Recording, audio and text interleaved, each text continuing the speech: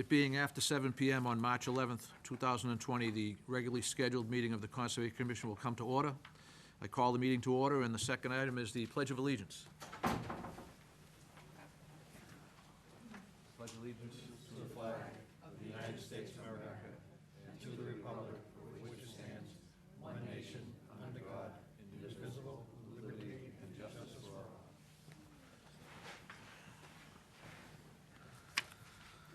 Next item is the approval of minutes for February 19, 2020.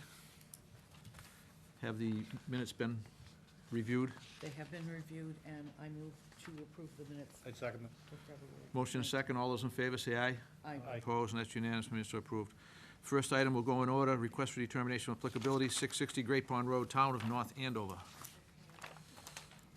So this project involves construction of a gravel parking lot for 3 cars at the southwesterly entrance of 660 Great Pond Road, which we also know as Rolling Ridge. Let me just get a plan up here. There we go. So the town is submitting this RDA to undertake the construction of this parking area. The commission will recall in 2015 having reviewed it. The difference between that plan and this plan is that the parking area has been shifted closer to the wetlands, still outside of the 25, but in order to avoid a large knoll that's pretty much at the mouth of the paved drive and Great Pond Road, as previously proposed, it would have involved a lot of grading, a big cut in the landscape. So they just shifted around so that grading is a little bit easier and wouldn't, involve so much earthwork. We have details on the plan that show the number of trees to be removed. Specs are called out in the narrative. And that includes 8-inch subbase of clean bank gravel and 4-inch of wear course of 3/4-inch crushed stone. The wetland is delineated by Norse Environmental. Conservation staff reviewed that wetland line and found it to be reasonable. The planning board issued a waiver for watershed special permit, so that's been in place.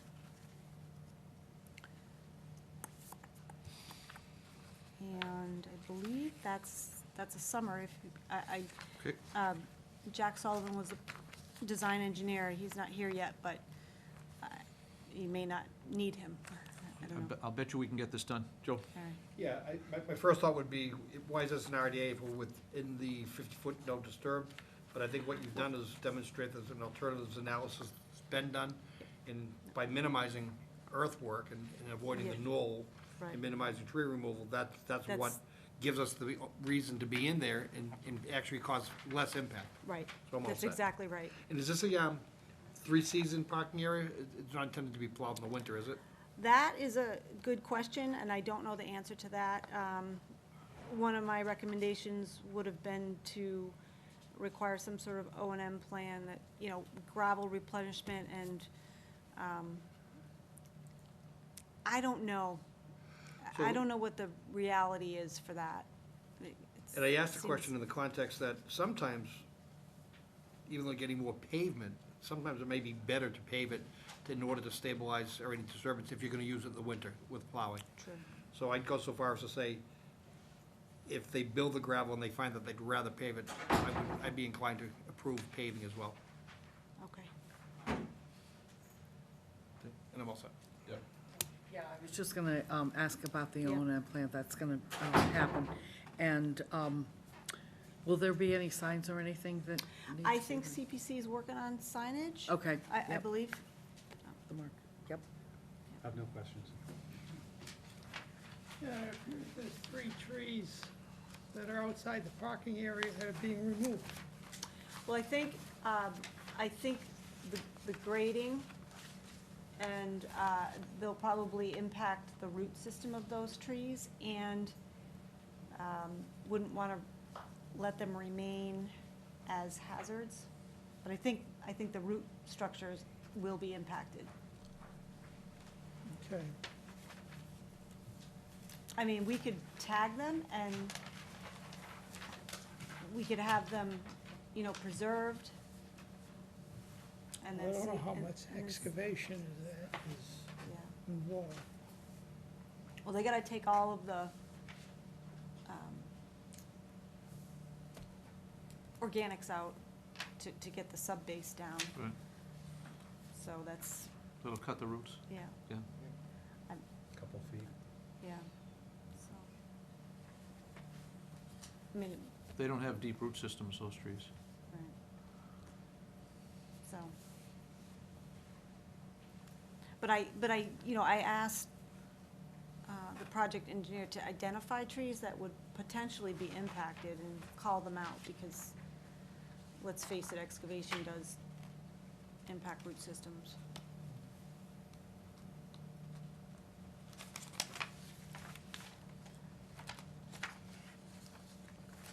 So how do we handle the condition for the O and M plan? Would you require one as a condition of this negative, proposed negative RDA? Yep. And that would be an O and M plan acceptable to you? Yeah. Yep. Is that a motion? Yes. Second. I have a motion and a second. Any further discussion? No discussion. Are there any abutters to this project that wish to be heard? None answer. All those in favor, say aye. Aye. Opposed? That's unanimous for a -3, as requested by the administrator. Okay. Next item is 537 Boxer Street. So this proposal is for 2 sections of fence to run laterally off the side of each side of the house to pretty much block off access to the road by either pets or children running around. Let me pull up all right. So the wetlands are on this side of the stone wall running along here. The white lines that are shooting out to the sides are the proposed sections of fence. This section of fence right here is the closest to the wetlands. It is over 25 feet from the wetland, but it is in the 50-foot no-build. It will be within a lawn area at the edge of pavement of the driveway, and it will meet the existing stone wall. And the stone wall is a little bit elevated relative to the lawn and the driveway. So it's not a perimeter fence. It's just simply to block off access to the front of the house. There's not a lot of alternatives to where this fence section can go, because it's either further towards the road and you'll be in the middle of the driveway, and then you need to make a connection to the house or the deck to close off that access, so, sort of, so the applicant did provide alternatives analysis requesting a waiver from the 50-foot no-build for the fence for this, so we couldn't quite do a small project permit because it was in the 50.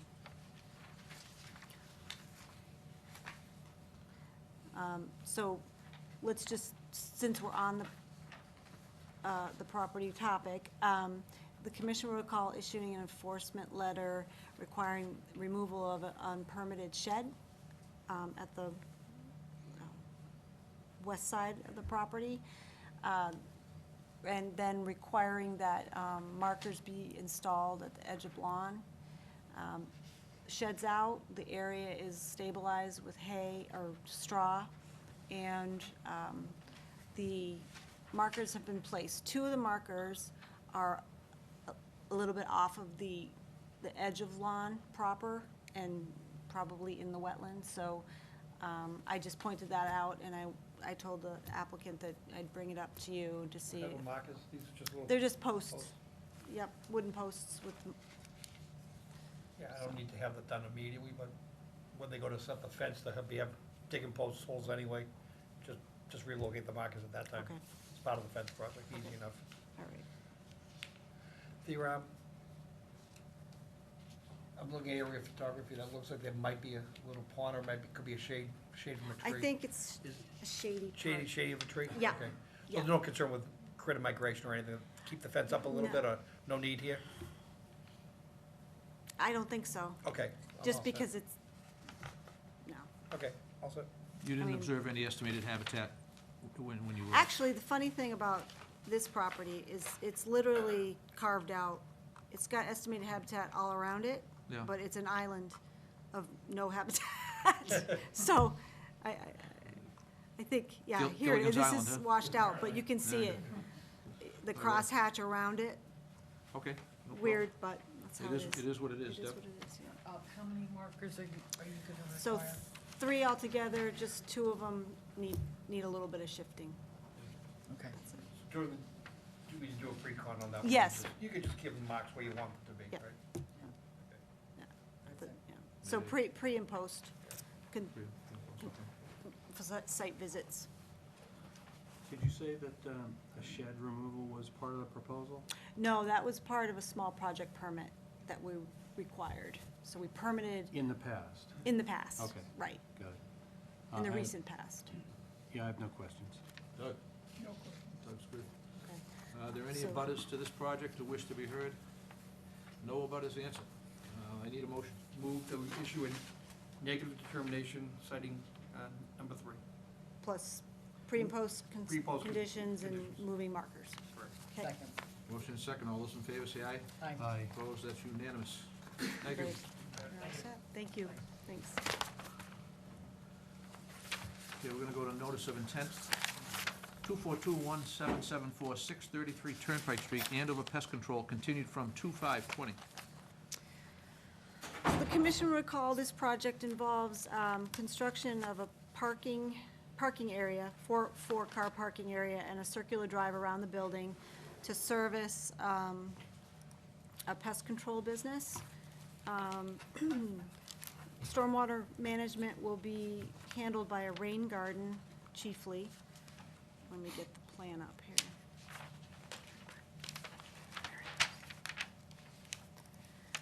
This went before the planning board for site plan review. Went through a third-party peer review for stormwater. Horsley Witten, the peer reviewer, signed off with their February 13th letter. The project engineer is here tonight. If you want to just run through real brief, the revisions on the plan, really, really brief. Sure. Adam Mashana from Mashana and Associates. So the only thing, the rain garden itself, in terms of impervious and pervious area, those numbers stay the same. So the stormwater report hasn't changed. They just recommended I put a spot shot, some spot shots, and just kind of extend the grading a little bit around the berm to make sure that nothing makes its way around the berm, no runoff. So they had a few revisions in terms of grading. They also asked that I extend the erosion control further towards the front of the site. So there's actually more erosion control on the site now than there was previously at the last meeting. I also added a level spreader in the rectangular weir. That was one of the comments that Horsley and Witten wanted. So in terms of the pond, all the grading and the numbers stay the same in terms of the stormwater. Added the tracking pad to the front, the entrance next to the site. They also recommended that I add a stop sign, a stop line. Just the fence changed a little bit because they wanted a privacy fence where the parking is. They want a 6-foot vinyl privacy fence, so no headlights would disturb the butter. So I did change that on the plan. But no more fences being added, just a different type of fence versus a 2-rail. It's going to be a 6-foot privacy fence, no headlights. I moved the shed behind the building, And that's- but like I said, the pavement itself hasn't changed. The only thing I did do, why it might look different, I had to shift on the front of the site off Turnpike Street, I had to shift on site a little bit due to the proposed project on Turnpike Street. They're gonna be adding that 10-foot shared use path, and so I had to stay out of the way of the, that project. So the site will be out of the way. And in terms of, like I said, in terms of grading and impervious area and all that stuff, it's relatively the same. Same, It's not much of a change. Joe. I had to put my glasses on at the beginning of that because I thought I was listening to your father. Yeah, You have the same voice. yeah, people say it when they call, yeah. Bless you. I don't think, any questions, pretty straightforward. So I guess the only topic of discussion that wasn't resolved last time was whether a split post and rail at the edge of 25 would suffice over a fieldstone wall.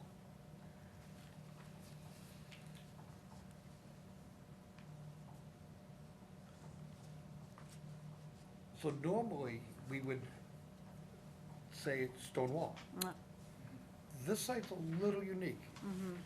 From the parking area, the stormwater management area, you've got a physical separation of Yeah, a you depressed really do, treatment yeah. area. It's very much so. So I think if there were ever a possibility to say a fence might make more sense, it's probably here. Yeah. You already have a moat protecting Yeah. the wetland. That's true. I could go either way, but I think a fence is a reasonable request. And a split post and rail for Yeah. critter movement.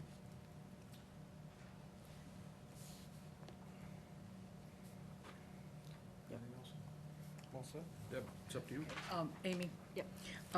The gentleman said that it was gonna be a 6-foot vinyl privacy fence? On the sides. On the sides, okay. So that if they turn and their headlights won't be shining into the budding house. Okay, and then in addition to that is gonna be, Post and rail at Post and the rail. wetland Okay. end. Good. Yep. So Thank- the privacy fence is gonna be just right in front of the parking. You can see, I have it lettered in, it says, beginning proposed privacy fence, beginning. Okay, with- so just one side, where the So, parking lot. yeah, so parking basically from the spaces front, are. so whenever someone parks, Parks. if the Gotcha. car's running or whatever, the lights won't become a problem. I believe I did it far enough starting where, when someone's making the turn, even as they turn, when the headlights go towards the abutter, it will hit the fence, not get into the house there. Thank you. You're welcome. Mayday? No questions. No questions. Any abutters present want to be heard? No abutters answer. Amy, yeah, I see your recommendation. You're requesting that we close an issue? And I'll make sure to review the planning board's decision so that if we can sync any of them together for streamlining purposes, I'll do that, where appropriate. Before I move it, are we all on board with the post and rail fence versus wall? We are in this instance? They got it very clear that it's only because of the site condition as opposed to precedent. Right, right, exactly. So I move that we close an issue decision in 21 days, Second. within. Motion and second. Any discussion? There being none, all those in favor say aye. Aye. Opposed? That's unanimous. You're closed. Yeah.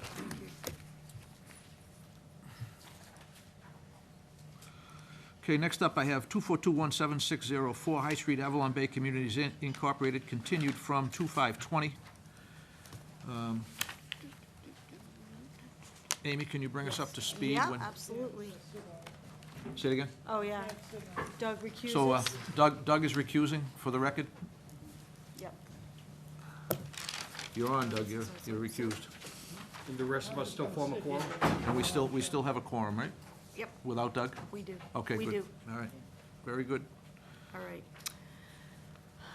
So the commission would call, this is a residential project for 170 units at 4 High Street. It's gone through planning board. Planning board has issued its decision. And with that came multiple rounds of peer review for stormwater. I had 2 rounds of comments for the project, that all of which have been satisfactorily addressed. We have a final site plan and all the final documents in place.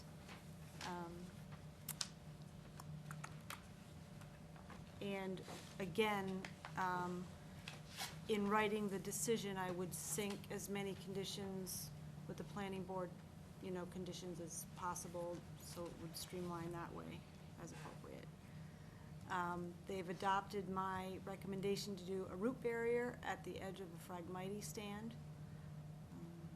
I know at the last meeting, the commission talked about the fact that one of the infiltration chambers, the bottom of that was in groundwater, but they've shifted that enough to get the two-foot separation, so that's all set.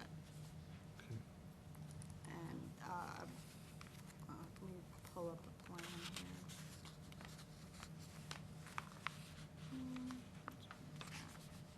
Hard to read. We have a final landscaping plan as well, which I'll pull up in a minute.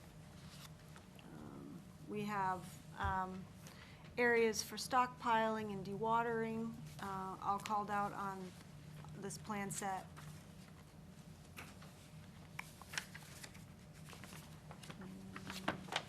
So the commission will recall that the project was scaled back from wetland fill and no disturb zone impact to none of that, and simply removing existing pavement from the no disturb zone and restoring, and the 50 as well.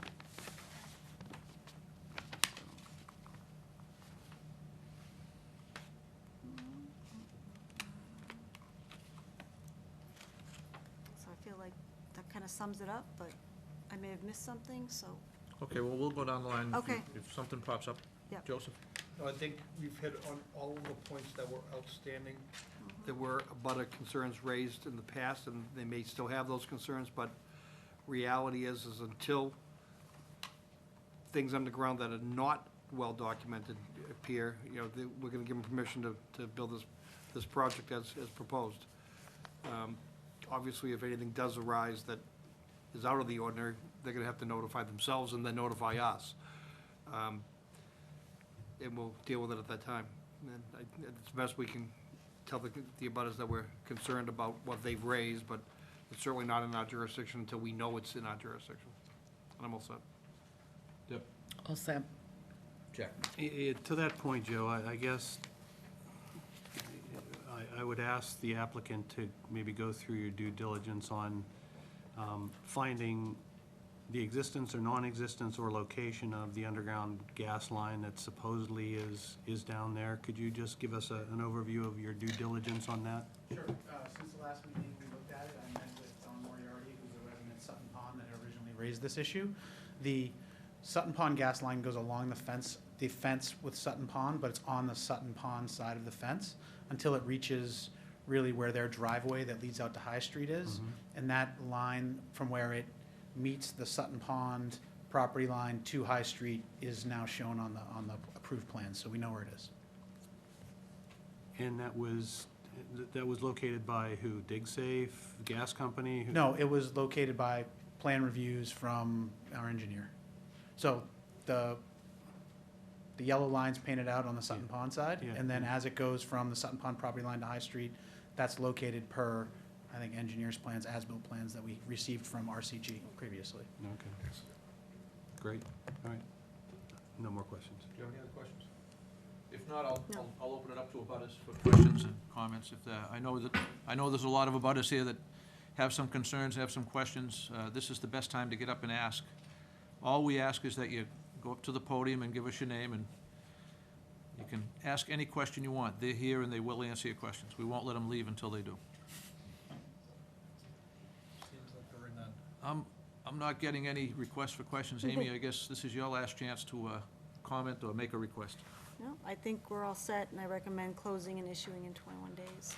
All right, so staff recommends closing and issuing an order of conditions within 21 days. So moved. Motion and any further discussion from the board? None further. All those in favor say aye. Aye. Opposed? That's unanimous. You're closed.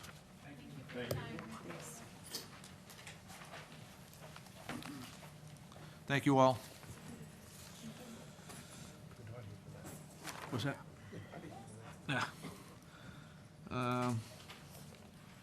I have on my agenda, I have 242 XXXX 800 Mass Ave. Yep, Amy, if you'd be kind enough to sure. let us know give us an overview Sure. real quick, and Sure. So this project involves installation of geothermal wells with associated power connection trenches, permeable paver patio, concrete platform and walkway, minor pavement expansion for the parking, and drain line replacement at 800 Massachusetts Avenue. This is a Historical Society's property of the museum, as we all know it. The proposed plan shows 6 wells altogether. There's still, it depends on what type of water quality they hit in terms of whether it's gonna be an open loop system or a closed loop system. I'm not sure how much difference that makes in the end to the, to the commission's jurisdiction. Let's see. So all of the work proposed, aside from pavement expansion, is within the 100-foot buffer zone. The access to drill the wells will be at the westerly side of the building and will be within the no disturb zone for access. And they have a detail for, a tracking pad for the equipment. But the wells themselves will be out of the no disturb zone and subsurface in the 50.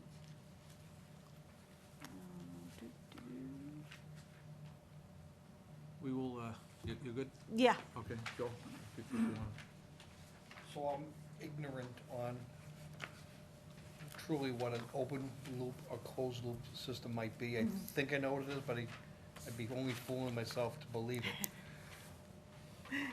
I think open loop, I think closed loop is pull the water out of the ground, heat the building, put the water back in the ground. Reverse that. Reverse that. My name's Tom Galvin, I'm with Graston Associates, I'm representing the project. So open loop is when you're drawing water out of the ground. A closed loop is when it's just a circuit going through the water table and extracting either heat or cooling from the ground. So your open loop is when you're drawing water into the building and then you're bringing the water back into the But in ground. either instance, the water that's drawn out returns to the ground. It does. In either instance. Yes, it just Okay. circulates through the HVAC equipment. And the reason for doing this, the ground is typically at about 58 degrees. You're using less energy in order to heat or cool that water, that loop that's coming out of the ground. So that's where the sustainability is, as far as the energy you need to use in order to heat or cool. So I understand the basic premise. So from a conservation perspective, what I was trying to get out of this, and you've answered it, I think, is that by extracting water, we're not going to be diminishing water table. We're not going to be changing the characteristic of adjacent wetland. Just the opposite. What comes out goes back. That is In the correct. same areas. That is correct. Okay, I'm all set. So I'll follow that up. So if I lived next door to your project and I had an artesian well that serviced my property, would this have any impact on my artesian well, say the rate of so many gallons per minute, whatever it might be? No.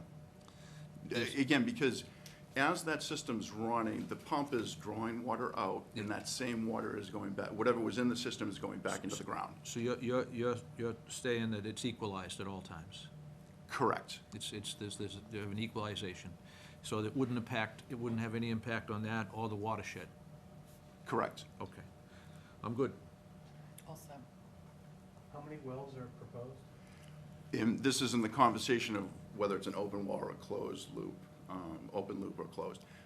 With an open loop, there's more efficiency, because as you're drawing that water out and bringing it back in, the draw out should be that ambient temperature that I was talking about. With a closed loop, that water that's returning back to the ground is now either heated or cooled, so it takes it a little longer to heat and cool. So with an open loop, we would be using 3 to 4 wells. With a closed loop, we would need 6 wells. So what's proposed? We would like to do open well. But the problem would be is Oh, if okay. we draw, when we I think do I our understand. It's initial. up, yeah, it's up to. Yeah, I understand. You're proposing 6, and if you get the open loop option, if that's gonna work for you, you'll use less than 6. Correct, and that will depend whether the water that we're going to draw out of these wells maybe has some imperfections or something to it that's going to affect the equipment. Yeah, minerals and, Correct. yeah, exactly. How deep are the wells?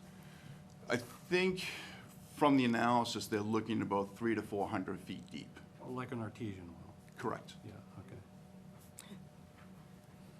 okay. Okay, you've got some points there. We see the points located on the plan. Is the withdraw and return lines,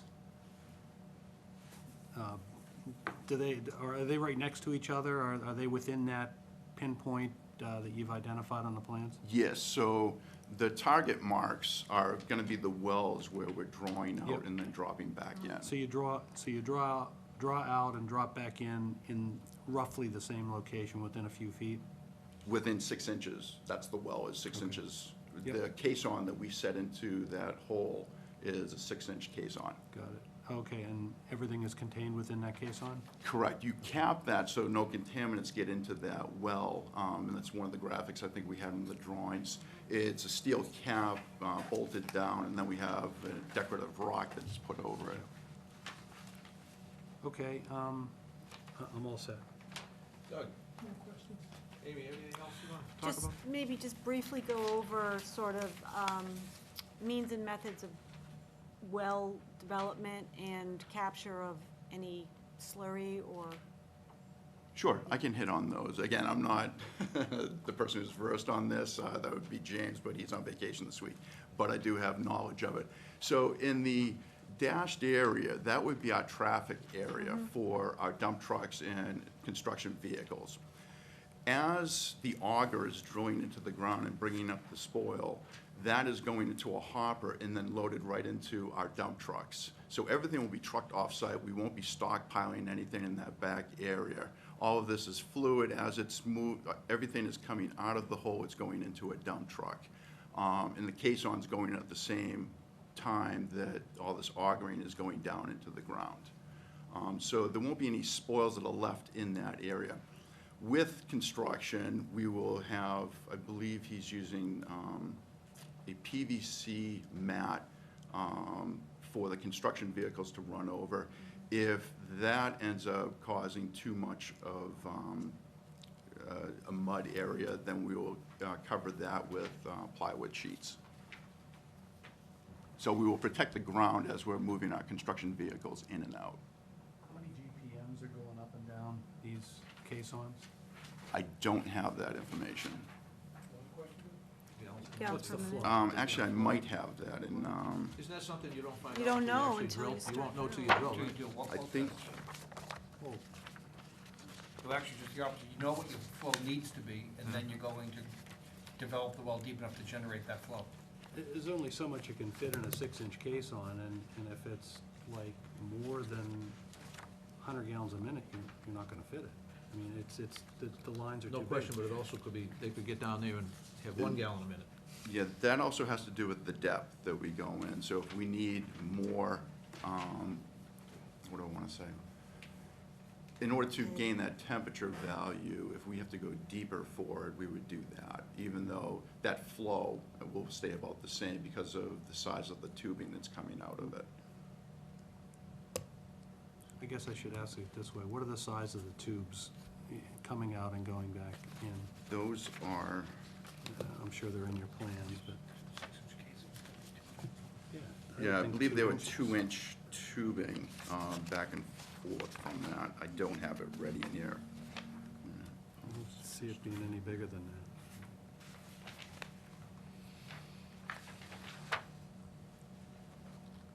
that. Move on, that's fine. I can't get that answer for you. we're not gonna close tonight anyway, so you can get that answer anytime. Understood. Yeah. We don't have a DB file number yet, Yeah. so.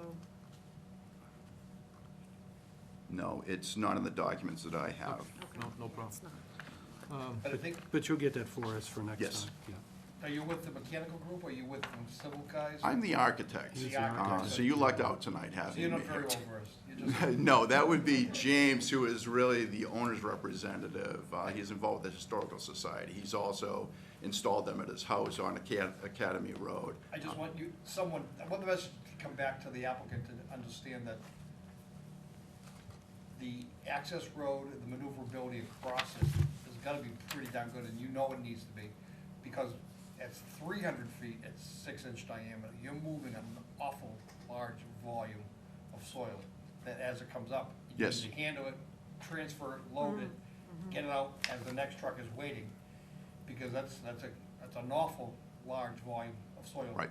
Times what may be 6 wells. Yep. Correct. So, you know, that's the magnitude we're talking about. So this thing really doesn't come down to really so much the geothermal project, it's how the heck do you protect the area during the actual well development? Sure. And is there gonna be a place where the trucks can wash off before they go out on a Mass Avenue? That's The go- tracking pad. That's gonna be mandatory also, Okay. no question about it. And that's gonna have to be You've got the approved. great possibility, you've got that paved surface, you Yeah. know, that you can put a tracking pad in there. Right. Adequate tracking. Bigger is better. Okay. He's got space. They Uh, should show it. So the 3 wells on the west side of the building would use that access, and then the other 3 would just, you'd be on the other side of the building? And that would depend whether we need to do the If you, 3 if you wells. need to do it, right. But you wouldn't need to, you know, you access it that way instead of through the no disturb zone. I do want Correct. to see For in those signs. detail, so, not so much, it's like a dewatering, or pump exit dewatering station, but the reality, that's exactly what happens when you're drilling a well, is as you're drilling and the spoils come, and as the slurry comes up, you're gonna need to manage that. Yeah. Whether it's gonna be something and they're showing nothing. Right, Whether it's surrounded by hay bales with silt okay, fabric yeah, in it, in a method of changing them out frequently enough to make sure that they continue to work. Because we are right next to the wetland, and Right. that's really where the devils are in these details, or the lack of details. We need to see dewater. Yep, and it's gonna be exactly that. If you have to double down on the erosion controls around the wells to prevent the slurry from migrating, that's what you do, Okay. because we don't like hearing the word oops. Very Right. bad word here, Understood. all right? You good? so it's not an immediate capture of the slurry, is that what I'm hearing? It comes out I as they mean- drill. It comes out the sides as they drill. So Okay. as the pipe's being drilled in, the Yep, slurry's it coming just- up the sides, and it's laying out, and it's spreading as it goes. It's a very dynamic situation Yeah, to see it yeah. be done. Okay. All right, I don't have the time to do it now. It's not a hard calculation, but 300 feet, 6-inch diameter. yeah, is, You'd be what's the volume? amazing Means how many what's cubic going yards that is. It is not a couple wheelbarrowfuls. And it's very desirable material, by the way. I'm It's, sure, you know, oh, yeah, It's yeah. that gray, fine stuff that people like to put Granite. on driveways, you Yeah, know? yeah. So they're gonna wanna capture it. All right, so we need a really good dewatering Okay. detail, okay. All right, any abutters here that have any questions or wanna be heard about this project at all? It's not gonna close tonight, they're gonna come back at the next meeting if anybody is an abutter and wants to think about it. So no one answers at this time. You have any requests for the next meeting, anything you wanna do, punch list? Now then, dewatering, like you said, Okay, so you got, makes a lot you of got sense. pretty good idea, and between now and the next meeting, right? If there's a question, call Amy, Okay. don't wait till the meeting to find out. Sure. I need a motion to continue. Second. Motion and second to continue, all those in favor say aye. Aye. Opposed, that's unanimous. You are continued, sir, thank you. Thank you. And that's to the March 25th meeting. Thanks.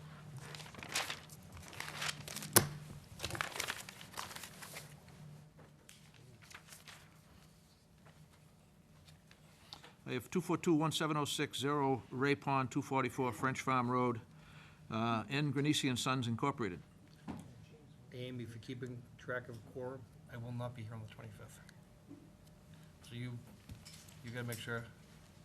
I will be. You're not here on March 25, okay. So that's, So you got, so we're down you, Sean, and Lou. So it's you four. For this particular hearing we just did. you gonna be here, Right. Mayday? Yes. Doug's gonna be here, 25th?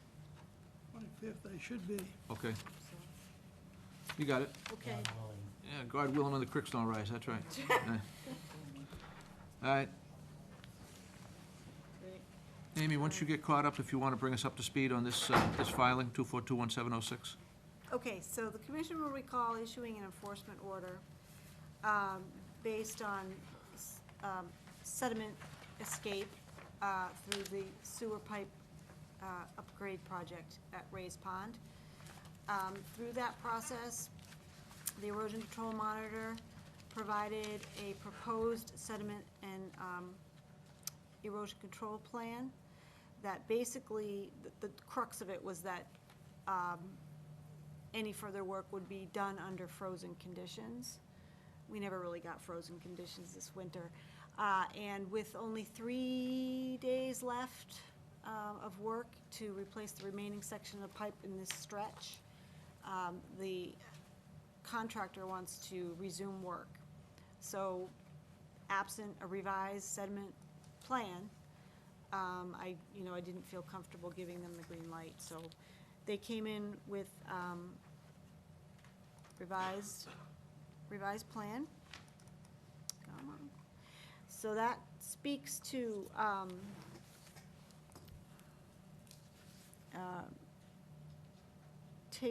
getting additional erosion controls on site, and for the duration of the project, using track machinery to utilize access into the area.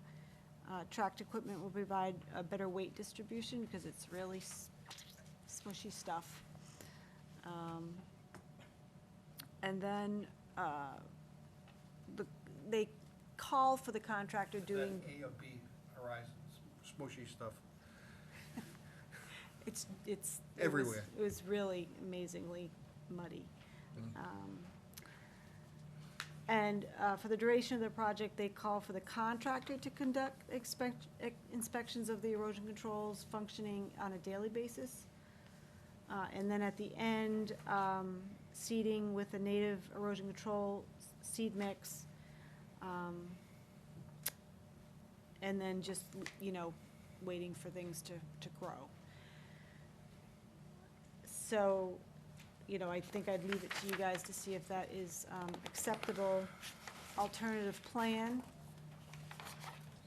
I would recommend additional conditions that require the erosion control monitor to visit the site for each day of work remaining. And require that an invoice for the native seed mix to be provided. Require all seeded areas to be strawed with a nice thick layer so it's not washed out and it incubates. And then require that the erosion control monitor visit the site at least once a month after that until growth conditions are satisfactory to conservation staff. And maybe there's more conditions that I haven't thought of. I don't, maybe it's, dry conditions or not within so many days of a rain event or something like that, but. Who's the erosion control monitor? It is Cam Larson with Environmental Consulting and Restoration.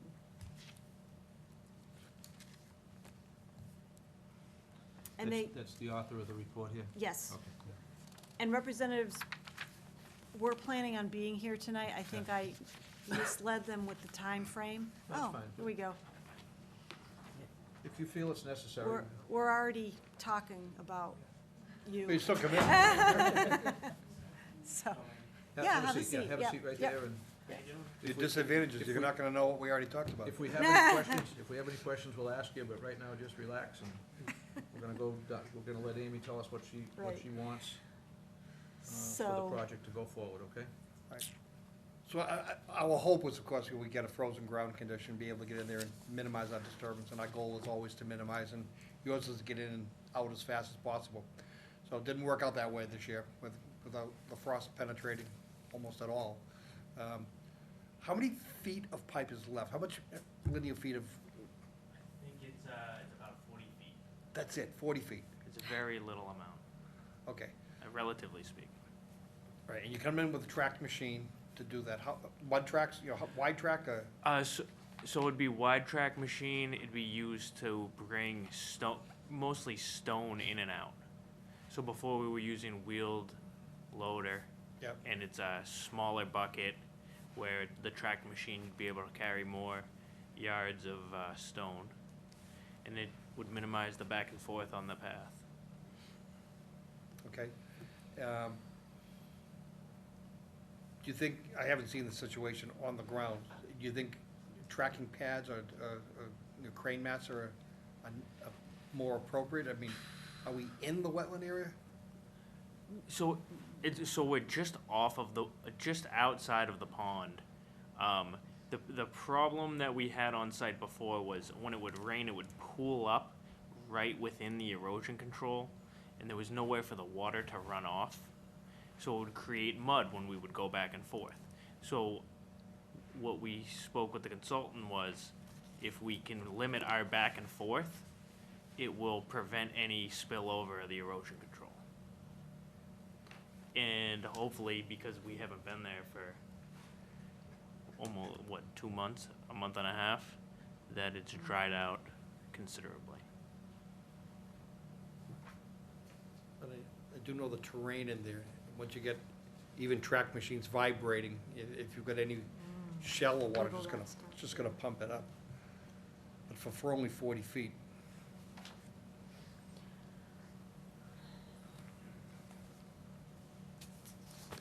Yeah, how do we work mobilizing crane mats in? Be more, so. I just don't know What do you- if, what are you I just digging don't know if You're the digging with an crane mats would be excavator, used. and now you're using your track machine just as a tender to bring stone in and out. Yes. Stone in and spoils out. Yes, that's the plan. We have a tracked excavator out there, and we will use a tracked dump truck, essentially, to bring the material in and out. And we shouldn't have to go in and out very much at all. Not 40 feet. Okay, all set. So, just to get you up to speed, I was just gonna recommend that and the commission hasn't voted on this yet, but the thought that the erosion control monitor should visit the site daily for the remaining days of work. That's 3 or 4, whatever. Just make sure that you are buying the correct seed mix so that we get an invoice Okay. of that seed mix. Require that the seeded areas be protected with a really nice protected layer of straw to incubate it and prevent washout. And then have the erosion control monitor visit the site at least once a month to make sure things are growing, and then once they're it's showing good growth to staff's What's your satisfaction. timetable? 2 days to do the pipe work and 3 days to get I'm everything hoping done? 5 days altogether. I think we have like 3 days of pipe work, and then we'll pull out the frac tank and the generator and the pumps and any other equipment, and then we will level out the area and restore it. So your goal is to look for a forecast with a 5-day window of clear weather and be in North Andover, not somewhere else in those days, right? Yes, Not in the rain. correct. It all comes right down to So just that's- keeping it from migrating. yeah, It's already disturbed, just gotta keep it from migrating. And that's Right. all they can do. That's it. There's no magic to it. Deb? Well, luck the magic.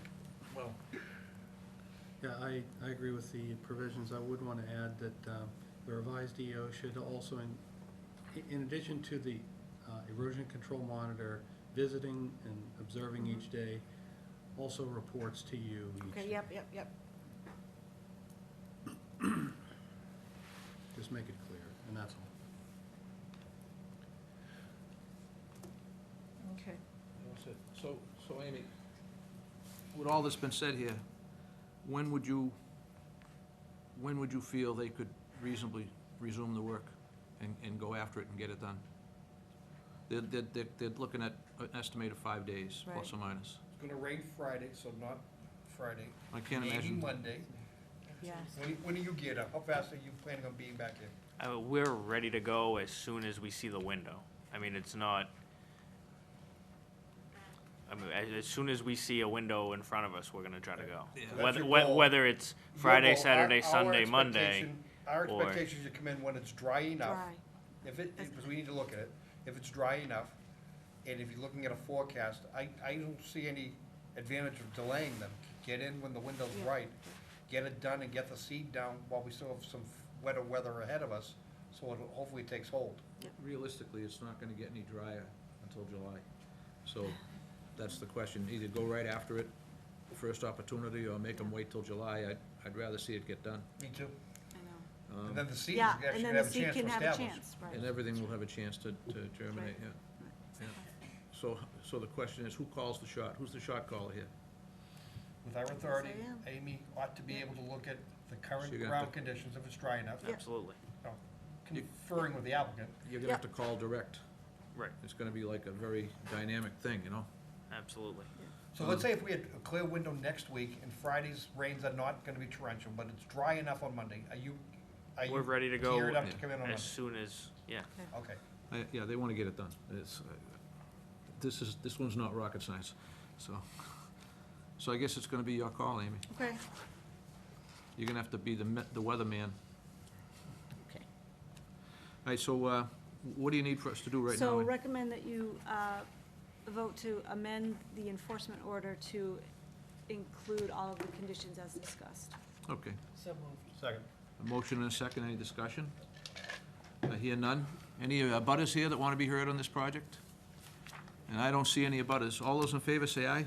Aye. Opposed? And that's unanimous. So stay in touch with Amy. Great. Okay. Amy's gonna be Amy's Be gonna in touch. call the shots for you. Okay, thanks. Okay, take care. Thank you. All right. Okay.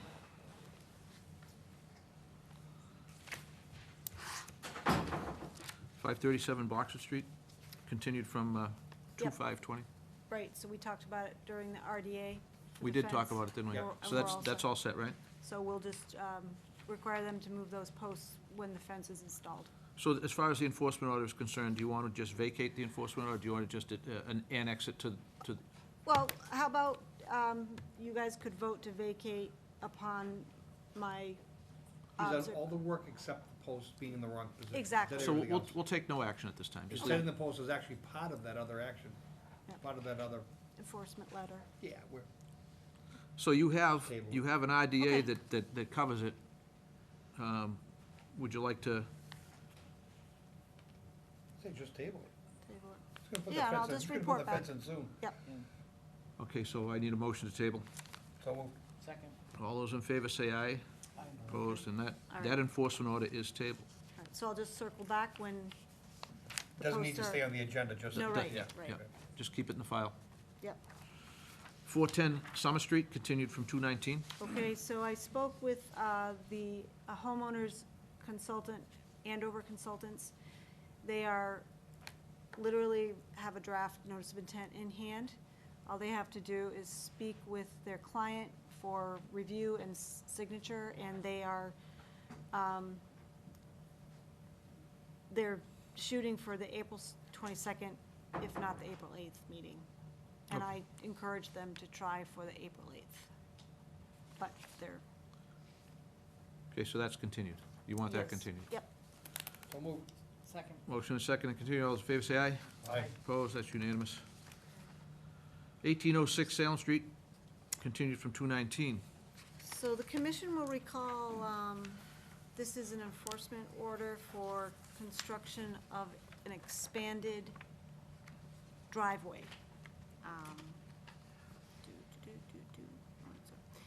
At the last meeting, the fact that the new homeowner purchased the property with an existing driveway, which was pretty much enough for one, maybe two cars, tandem. The commission asked that we researched the historical aerials to find out if and when and the size, and so we were able to determine that between 2014 and 2012 and 2014, there was a driveway installed in this area where the car is, so that's about 12 by 35 approximately. Yeah, I kind of measured out, it's about 45 with the 10 feet that comes in. Oh, that comes off Yeah, 'cause it- within we the s- right we- of way. Yeah, we started from 10 feet in, so altogether, it's close to about between 40 Yeah. and 45 feet. So there wasn't one there in 12, but there was in 14, so somewhere between the two, Yep, it was improved. yep, Okay, so, so 6 or 7 years ago, yeah, thereabouts. so, so the commission thought that if we can get a handle on that pre-existing condition, that would be acceptable to restore with no expansion and no possibility of even approving an application to expand So I guess towards what, the stream. I guess what we need, I think, is a, existing conditions. Mhm. A plan showing existing conditions. Otherwise, we would have no actual record other than these photos, which photos are good, but, I mean, Yeah, Not precise. As the current owner, you probably want to have it well documented that it's allowed. So I think we do need at least that. it was constructed without a permit. So if we allow the continued existence of it, I think you'd wanna have it memorialized on a survey plan, to protect you if you decide to sell and move. That's where I'm looking at, I mean, statute of limitations, it's probably right on the edge of where it could be and not. But, you know, this guy wasn't the guy who did it, this guy's the new owner. You know, if the old owner was here looking to do something, we'd have a guy to talk to. But it would be legal, but it would probably be unfair for us to penalize him and say you can't have the driveway there. No, we just wanna keep it We simple. but we wanna document where it was and Yeah. and allow it to be there, okay. but no bigger. So, are you guys in agreement with what the limits were? Yeah, I feel comfortable with that. So you just bought this house, you must have had a survey when you bought it, some sort of a survey. Yeah. So go back to that surveyor and have them depict on that plan the driveway. Submit it for Amy, let her review it for accept, maybe that's all it needs to be.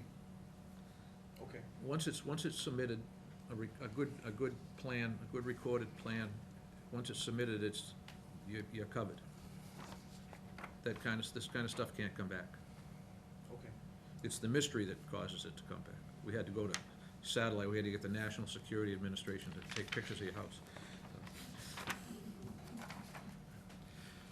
Deb, No questions. Mayday. Is This is no longer Jack Maben, this is Mayday Maben. He's going WWE, go ahead. It's now official. Be careful, she was a harbor master 5 years by just being called a harbor master.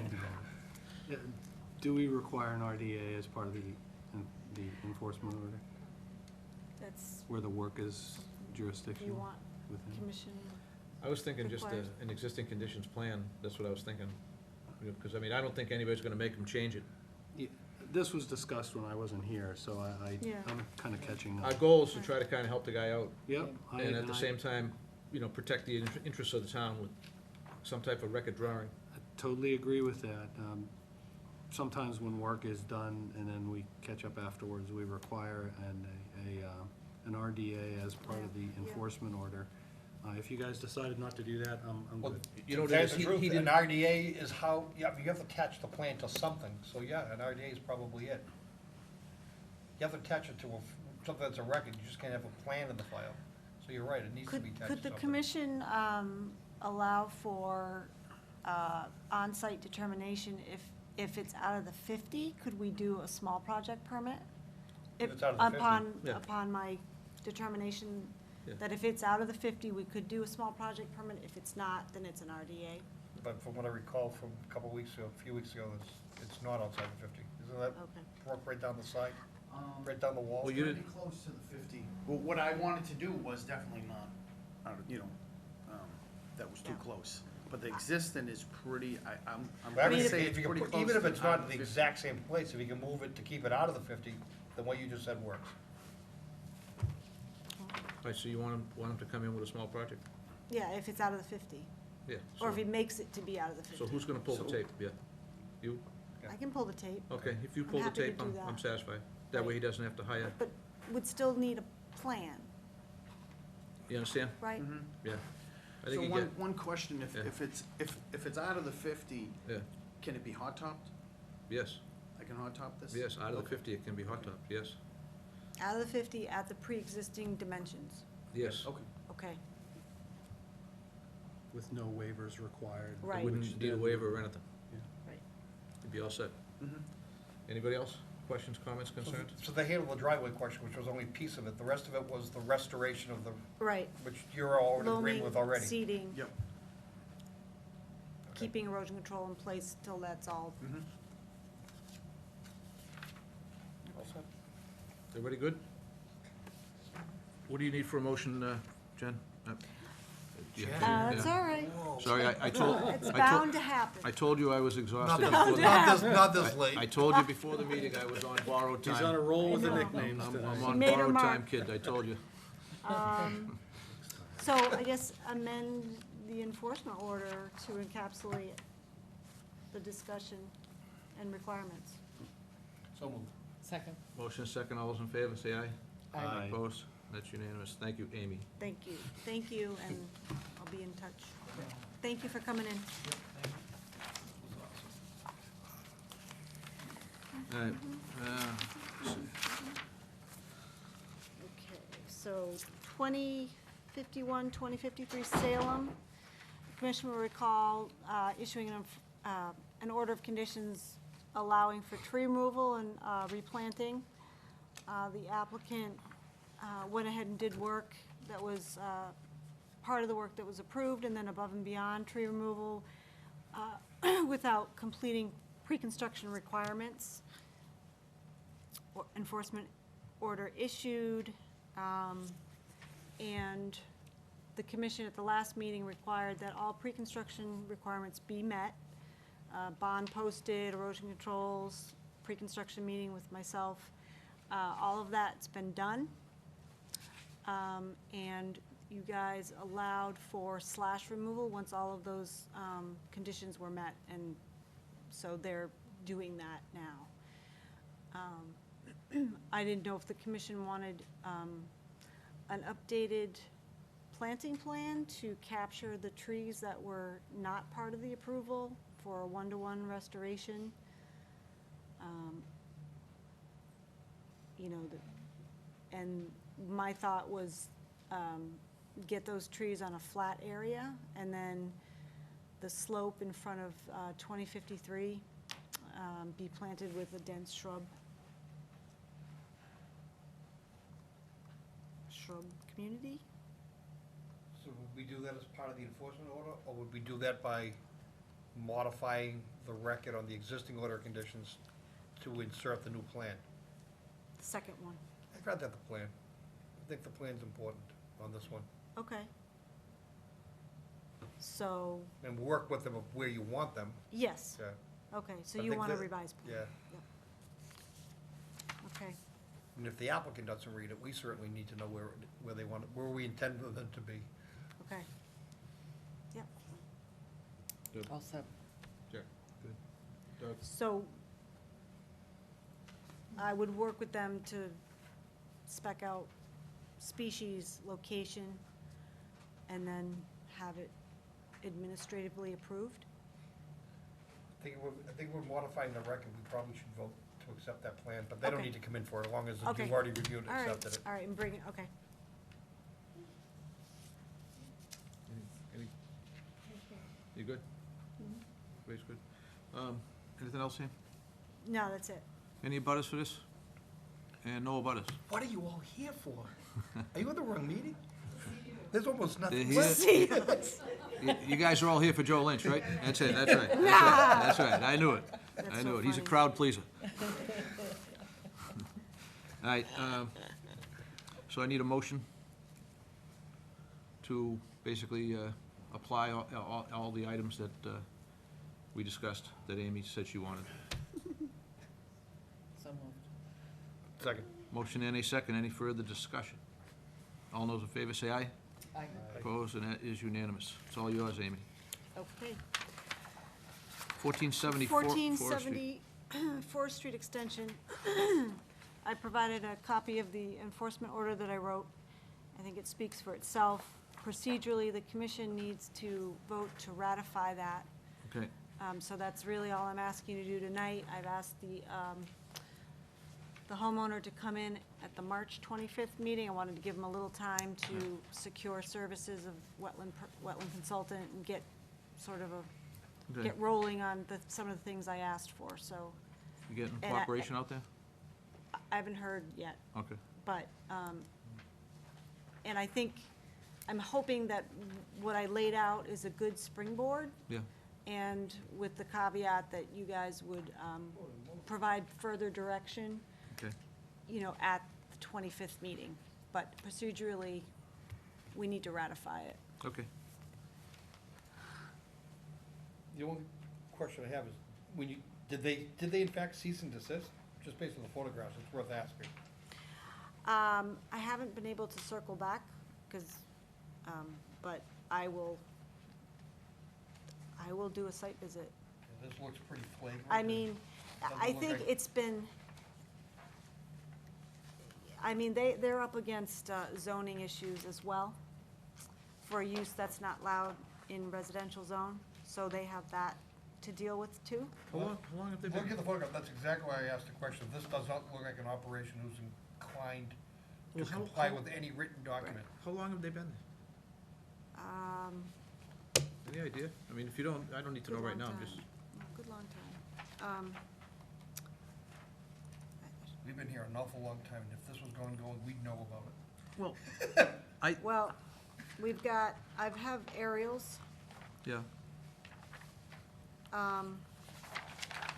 So we've got 78, 71, 78, the beginnings of something happening. okay.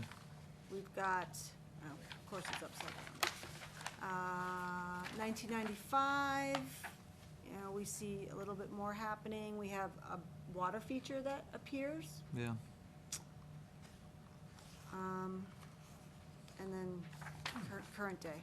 so we need some historical data from the building department. And They have none. so there were no permits issued to build those No, buildings? I couldn't even find conservation permits for the existing How single-family house. How about, is there any chance that you guys could get access to registry of deeds and tax records, just to try to learn Mm-hmm.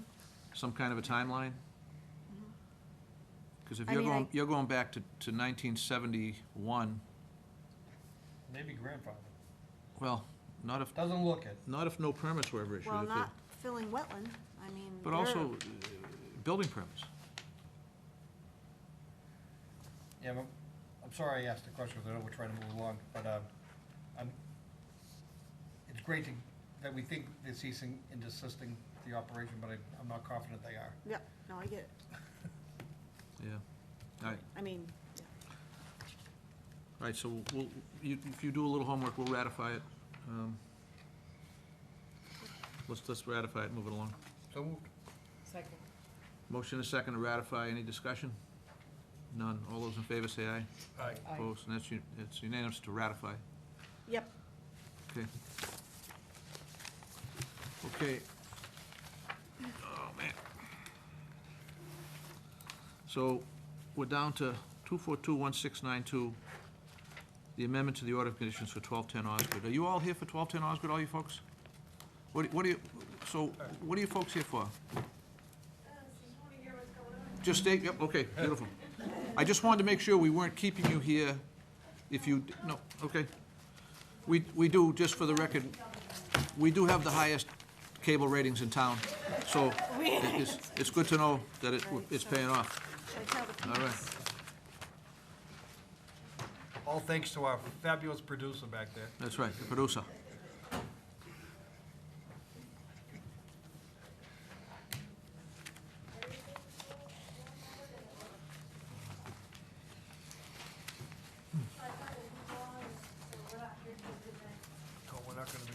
Well, no, we're not gonna be here till midnight. You can be assured of that.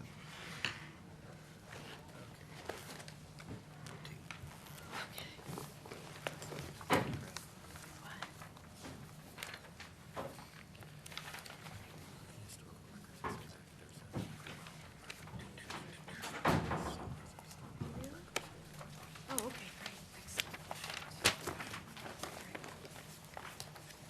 Okay.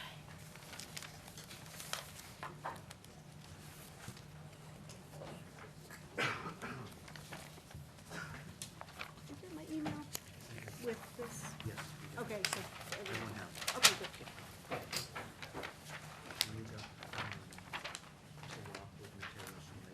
Yes, yes, yep. Okay, this is 2421692. It's an amendment to the order of conditions for 1210 Osgood Street, Princeton Development, and for Jetta Development. This amendment was initiated by the commission, and what I would like to do is ask Amy to bring us up to speed on what has happened and how we got here. So pursuant to North Andover Wetlands Protection Bylaw, Chapter 190, Section 6D, the commission is initiating an amendment to this order of condition. Commission finds that changes in the project and the ongoing management of sources of impacts to the wetland resources, both demonstrated and potential, are of ample magnitude that warrant imposition of additional conditions to ensure adequate protection of the wetland resources under the act and the ordinance, the bylaw. These sources of impacts and management thereof, more fully explained as we go along, have been to date governed by a series of enforcement orders. The commission is now of the opinion that the sources and the nature of the impacts are now sufficiently characterized so that the means and the methods of their long-term management and treatment are better understood. The NACC finds that this body of knowledge will serve to better inform additional conditions that can be incorporated into the order, which will result in a comprehensive, recordable, regulatory document, which would be the amended order of conditions. So just very briefly, everyone knows what it is, but let's just go through project description. It's the construction of a mixed-use residential commercial development, which includes 4 apartment-style buildings and associated pertinent structures, 4 commercial buildings and associated site grading, parking lots, access drives, utilities, shared stormwater facilities, and landscaping. The subject site, consisting of approximately 13.8 acres, is located in the northwest section of North Andover, is bound to the east by Osgood Street, to the west by Lawrence Municipal Airport, and to the south by industrial development and north by residential property. The site is located within the Merrimack River watershed and drains westerly in a westerly direction towards the river. In January 12th of 2017, the original order of conditions was issued to the applicant, Princeton Properties LLC, and applicant owner for Jetta Development LLC. About a year later or so, the order was amended by the initiation of the applicant, and that governed modifications to the parking, common driveways, also stormwater management. And that was again issued to Princeton Properties and for Jetta Development as co-applicants. As of today, the amendment, as of today's amendment, the project has been under construction for 2.5 years? 1.5? Oh, feels like. June 2018 start date. Oh, okay, great. Feels longer. And currently hosts all 4 residential buildings and appurtenant structures, parking, utilities, and stormwater structures. The residential buildings are in various phases of construction, with the clubhouse and Building D finished and occupied. Building D having just received a certificate of occupancy, and the commercial part of the site have yet to be constructed. This portion of the site is open, and earthwork just recently completed to implement an erosion control plan, which is aimed to control contain and control stormwater runoff from that portion of the site down to prohibit it from entering the residential side, so that the stormwater management system can operate on that side of things, and other utility work. I've provided pages and pages of the chronology of when we first found, I'm sorry. Wait 1 second. Yeah? Little glitch. Oh dear, okay. Okay, okay. Yes. To use this for the, it actually issued a Princeton Development, development. oh, sorry, okay, thanks. I got a pen. Go ahead, pass. I got pens. It's one thing I do have, development. You're right, okay.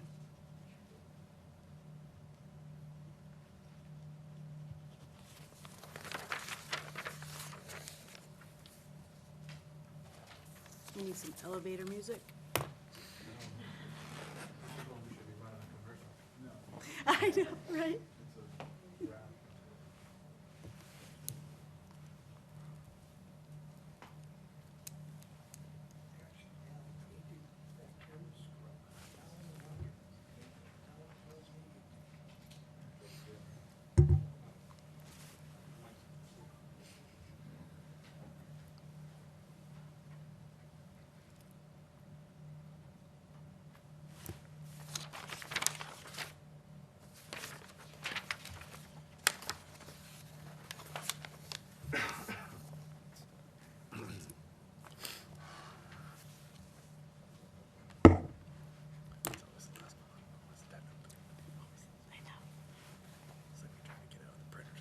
I know, right? Come on.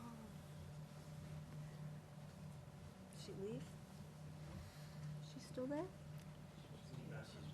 Okay, I'm like, she disappeared. Shut it off, turn it back on. Yeah, I know, right?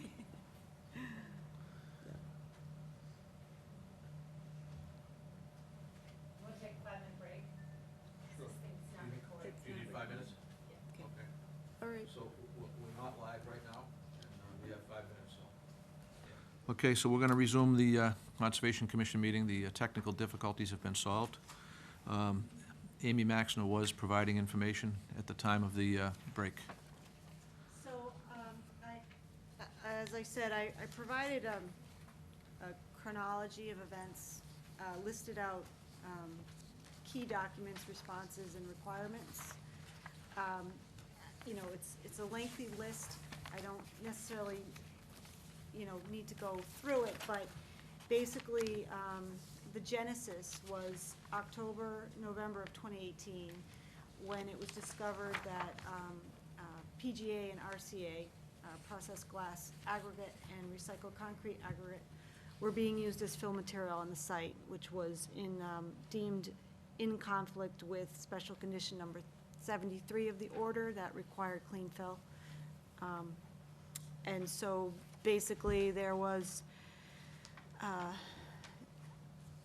agreement provided by the site contractor, NRP, to, the commission ordered that this material be removed out of the commission's jurisdiction and out of the stormwater management areas and within like a 10-foot, or I forget, the 10-foot perimeter of those systems. And then so that was ongoing. And then in the middle of March,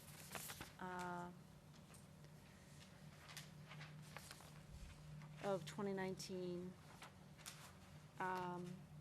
sediments deposits were observed in Wetland Series 3 that turned out to be, after testing and evaluation, turned out to be calcite deposits that precipitated out of the RCA, with the rainwater percolating through and impacting the groundwater.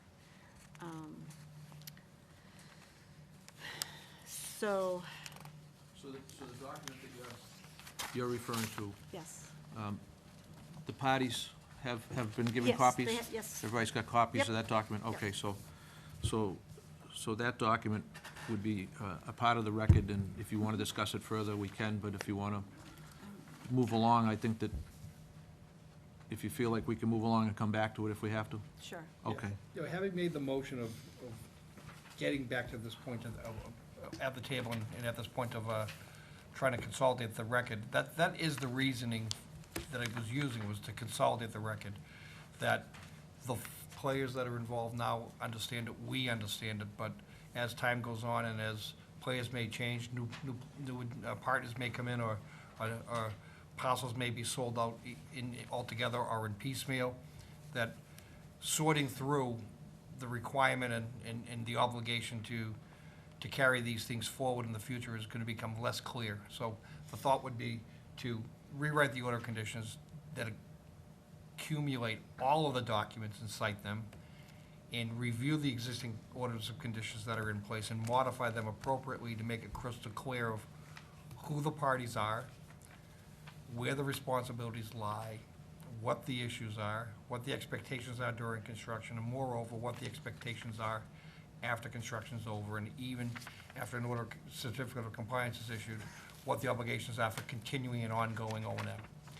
And to get them in one single document, because given the dynamic of this type of project, it's construction and various partnerships that may or may not exist, that we don't necessarily have a party to, they need to be in one concise document to make it crystal clear to everybody.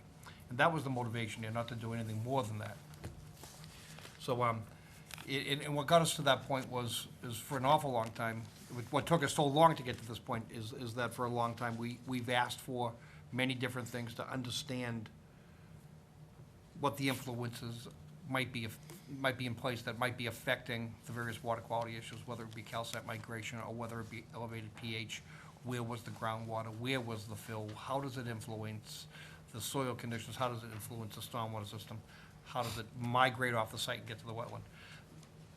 I think we're at a juncture as of last week and even in the, last meeting a few weeks ago and now, I think we've got that information to be able to put this in a document in an order of conditions. That does make sense. And, you know, with your work and Mike's review of it and what I think is likely concurrence with that work is gonna make this a heck of a lot cleaner forevermore. And everybody in this room, none of us are immortal, but this property is gonna exist forever, and the obligation is gonna be there probably forever, and that document hopefully lives forever, and it's gonna be a record to what those expectations are for others. And that's the reasoning here. So, that being said, sorry, Mr. Chairman. So we have, I know you have some testimony you want to give, and I just want to make just reference. I have in front of me 3 documents, one from the NRP Group LLC dated March 4th, a document from Lockwood Remediation Technologies dated March 11th, and another document from Lockwood dated March 6th. So are we all on the same page with respect to documents and evidence? Mr.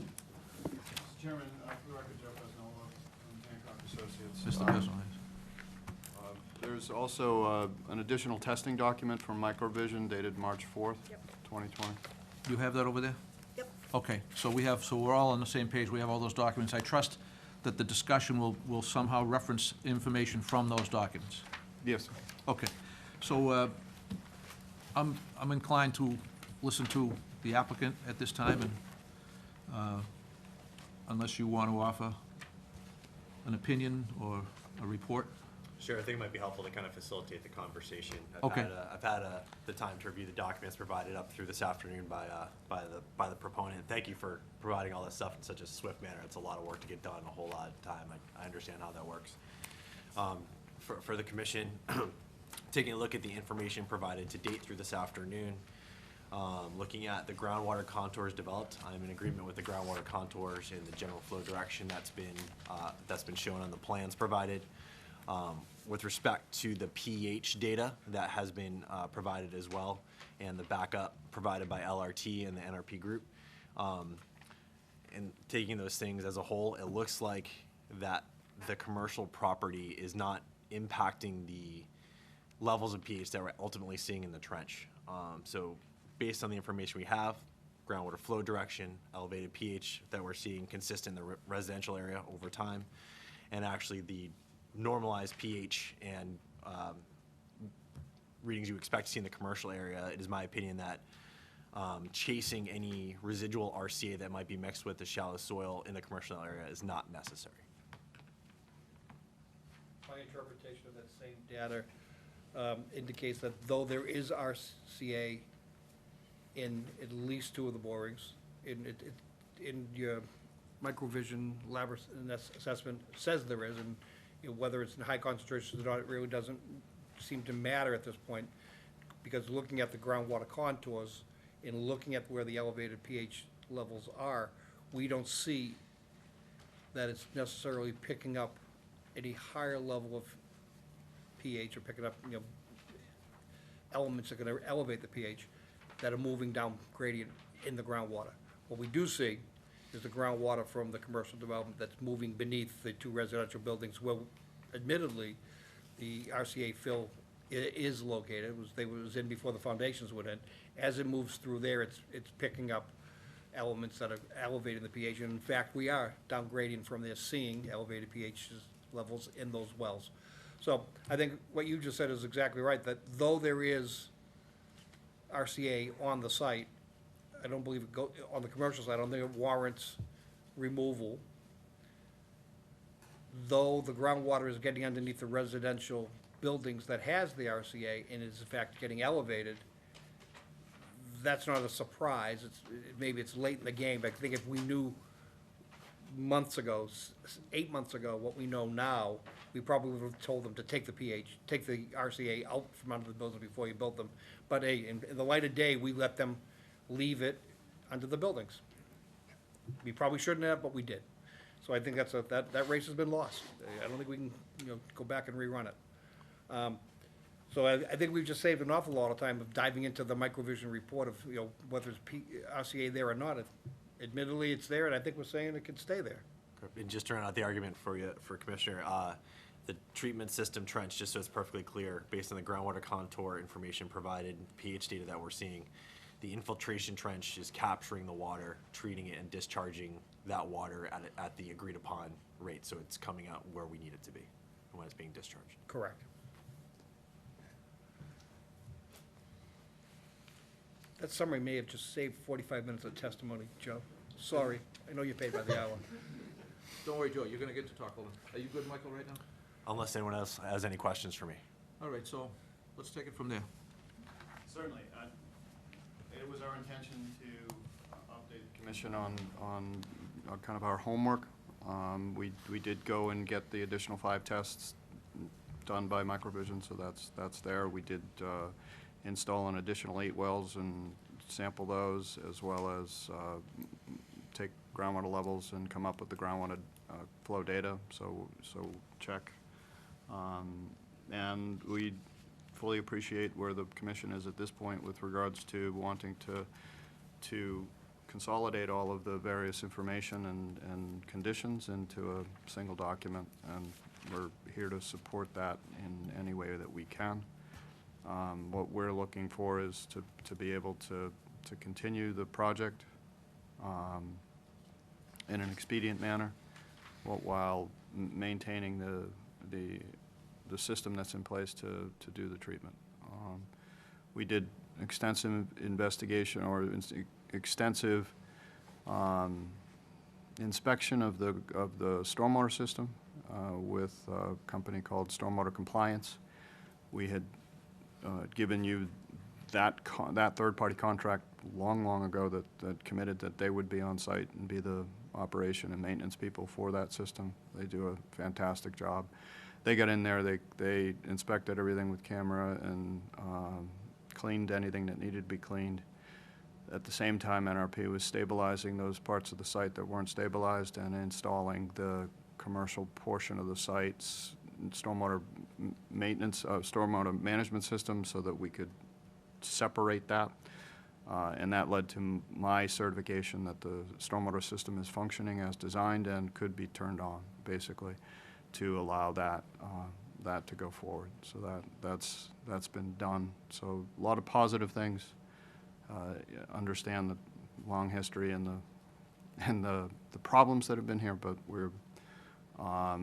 it was good to see that that stormwater system was in the shape that it was in, and could be, fully put into full function. So we would respectfully like to address the sign off on building permits for the commercial portion of the project.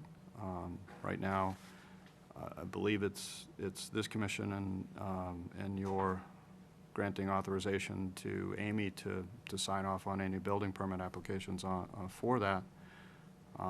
So we hope that we're in a position, notwithstanding completing the amended order of conditions, that we can move forward with that, so that portion of the project can get similarly buttoned up and finished.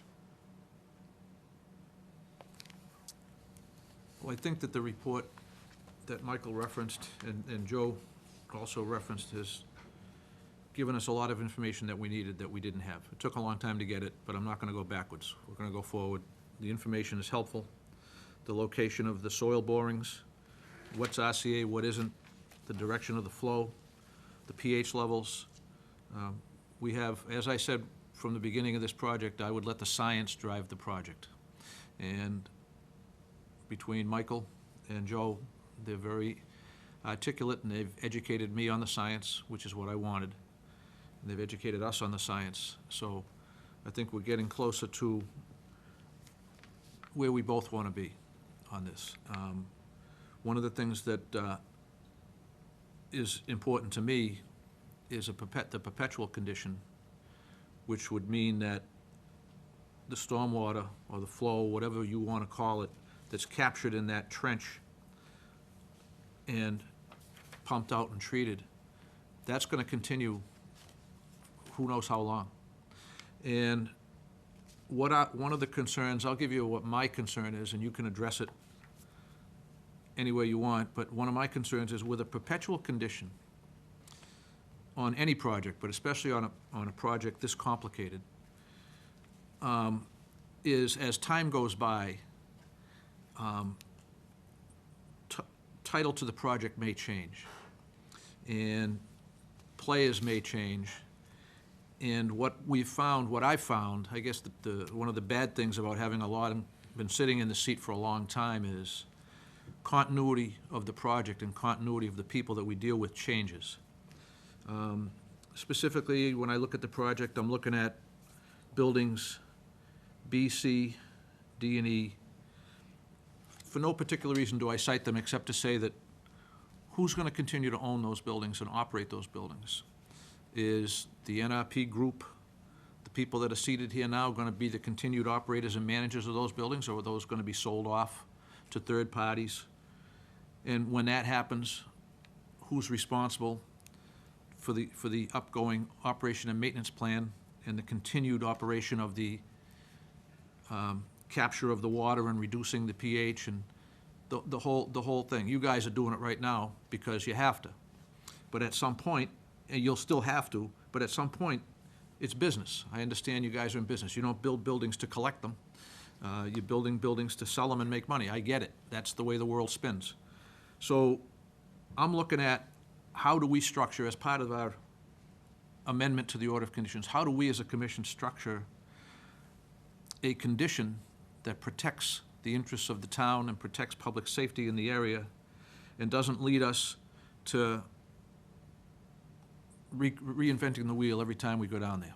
You know, I think you understand what I'm saying. You don't have to agree with me, you don't have to, but. We had a similar conversation during the original permitting of this with regard to the stormwater management system and your fear that it was just too complex of a system, and how could the commission and the town ensure that it was continually monitored, inspected, and maintained.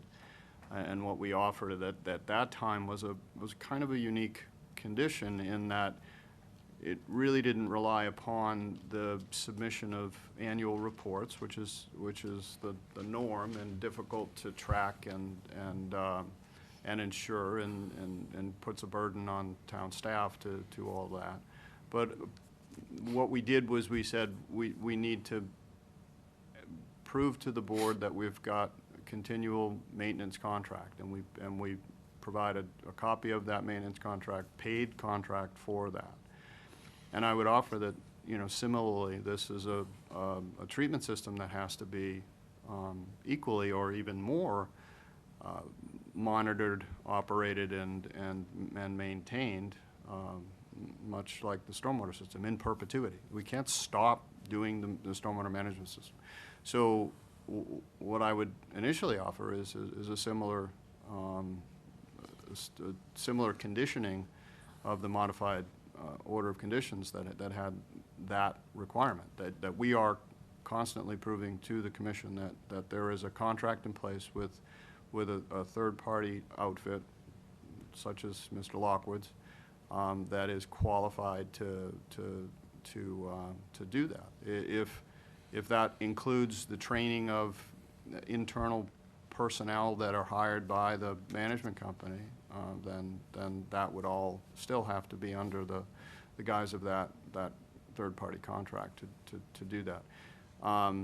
With regard to ownership and so forth, I think while the equity partners may change, one of the mainstays of Princeton Properties is they stay on board with these projects in both a partial equity part, but most importantly as the management company, and they operate and manage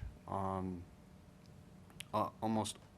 I think they still manage the very first property that they acquired, and now upwards of over 5,000 units that they continually manage. And one of the hallmarks of the company is the quality of that management, and to make sure that all of their properties, regardless of age and price point, are upkept. So that's, while that could change, certainly, they're for the foreseeable future, Princeton's not going anywhere with regards to the management of this property. The two properties are tied together by the permits and by the perpetual conditions. But I think, I guess, from a fortuitous standpoint, all of the treatment and the collection and treatment system is on the side of the property that Princeton is again going to be managing, the residential side of the project. So that we don't have to get into who's, is there going to be finger pointing and who's doing what. It's clear that this system is their responsibility. It's not clear. See, this Well, is- that's exactly where it's unclear. That's what kind of makes us There is a nervous. single parcel Single parcel. with a single permit issued to an entity, whether it's a joint partnership, a joint applicant, it's an entity, which is likely to change from time to time. And we have to, within a single document called an order of conditions, understand how it is we can require that ongoing operations and maintenance for the stormwater system and ongoing operations and maintenance for the pump and treat system or the groundwater treatment system, for lack of a better phrase, is carried out. Paul has gone through great details of telling us what he's put out in place and how he intends to operate and maintain it during the process. We asked him through these many months to consider what does the end view look like? When do you ask to decommission? Paul gave it a lot of thought. The pump and treat system had a certain threshold where we then went to the trench system. The trench threshold gets achieved, then another request can be made. If something changes obligating that the trench system overpowers, we go back and recommission the pump and treat. So it's been thought out. But getting that into a document and obligating the entity, whoever it is, the entity, to carry it out, so long as it's necessary, is where the details need to be worked out, and they're very, very vague right now. They have to be worked out. And once we know how they're worked out and we document that in the order of conditions, we then need to assure, through some sort of financial mechanism, of how that gets funded for time infinitum but not a gigantic number that gets refunded at the end. It may be periodic, once a year, it gets revisited and replenished, we'd have to work all those kind of details out. But that's where the vagueness occurs. Princeton being the folks who maintain and own their properties, it's a wonderful thing, gives us a little higher level of confidence. But getting those words into the document, so if in this rare occasion, the Princeton says, I may manage the project, I may run the system, their tenants, their buyers, their partners need to understand, as they discuss legal agreements between those parties, what it is the Conservation Committee is really asking of the entire group. Yep. And then by reading that order of conditions, I want it to be crystal clear of what each one of these occupants in these units are signing up for, what each of the commercial users and office users might be signing up for, and who the equity partners are and what they're signing up for. Because if, for whatever reason, the entity, hopefully not Princeton, but if the entity fails to carry it out, they carry it out. Right. And No, that and- is not clear. Yeah, what I would offer is this, we don't have to recreate the wheel here, and there are documents and mechanisms that are put into place, and I would point you towards what DEP does with wastewater treatment plants. When they deal with a plant that has multiple users, and they're extremely leery of just that issue, that number one, that there is a clear single entity that is responsible. That can be a party that's a joint venture, that's a conglomeration of all of the individual parties that may have stake in it and that may have to pay into it or may have to do whatever they need to do. But there's a single entity responsible for that. And secondly, that there's a funding mechanism in the form, what DEP uses in the form of an escrow, that is sufficiently funded for that instance when that happens. Now, I'm not trying to place burden on the community that you have the ability to step in and take that money and do what you need to do, but it goes that far. So I think we can. Yeah, it sounds like we we're can- generally in agreement. Yeah. And what I'm saying in so many words is, we know what we want, we just don't know how to write it. Yep. So No. if you and I are in agreement of, generally in agreement of that expectation, I ask that you bring it back to your folks and draft up what you think that condition should sound like. Submit it to Amy, who's circulated to some of us for review, and we'll discuss it at the next meeting. Yeah. But at least it's a starting point for this conversation. But I want to see what it is, because I don't even begin to fully understand the complexities of ownership on this project. Yep. But what we do see is that through the difficult times of constructing it, you guys have been quick to come to the plate and do the right thing and really take a really bad situation and make it less. No, and we fully appreciate where your concern is, and yeah, we can do that. And again, I think drawing upon the documentation that's used in the wastewater treatment plant, a private wastewater treatment plant is a good template to do exactly what you're looking to do. Make sure that there's I've seen those, and I absolutely agree that's the right approach. single point of Bring contact bring and a something funding to us so mechanism. we can consider that. Okay. On that element. On the cost, which is a little more abstract for me, but I understand it's not cheap, that I know. Talk about being vague, but Paul knows, and Paul knows, and the owner knows, because he's paying the bills, but, what you guys have been using for your cost to carry this out on a monthly basis, I'm gonna grab a number out of thin air. It's gotta be $20,000 to $30,000 a month for you to, again, that could be dead wrong. But, that's the sort of number I need to digest, and maybe if you could submit documentation of what it's cost to run this on a regular basis over an extended period of time, it helps us get our arms around what that surety needs to be. Okay. And that's a worst-case scenario, you understand? Oh, absolutely, but you got to do it. We have to do it, because if all of a sudden tomorrow you all fall in a swamp, we have to run this thing. And we want to be able to pay for it. And Paul, just for clarification, I have no idea, I just grabbed 20 and 30,000. I know it's a gigantic number, I don't know how big, I don't know if that's way too high, I don't know. I'm not going to guess. But you do. No, but it should include the ongoing operation and maintenance costs, but also capital replacement costs, things like that. So we'll put that all together and get it to you. The cost of the And then the beyond- frac system and And the then fracking. beyond and- that Right. is the last part of that discussion is both on, just as in stormwater, on this, is a reporting requirement of some sort. You know, don't need detailed report, but what we do is we need to establish thresholds, and I think Paul has done this through the construction period, is when turbidity of pH achieves a certain level, he makes a call to us. But at some point in time, as we were looking at decommissioning the pump and treat, there was a threshold where you thought it was appropriate to go to the other system. If we could define those on the longer sense, because really, I think you guys want to know what the end game is. But if you establish what those numbers are and we can review them and say that when you achieve those, you have the right to come in and ask us to decommission the system. It might be a debate. We might say, well, great, we'll watch it one more year.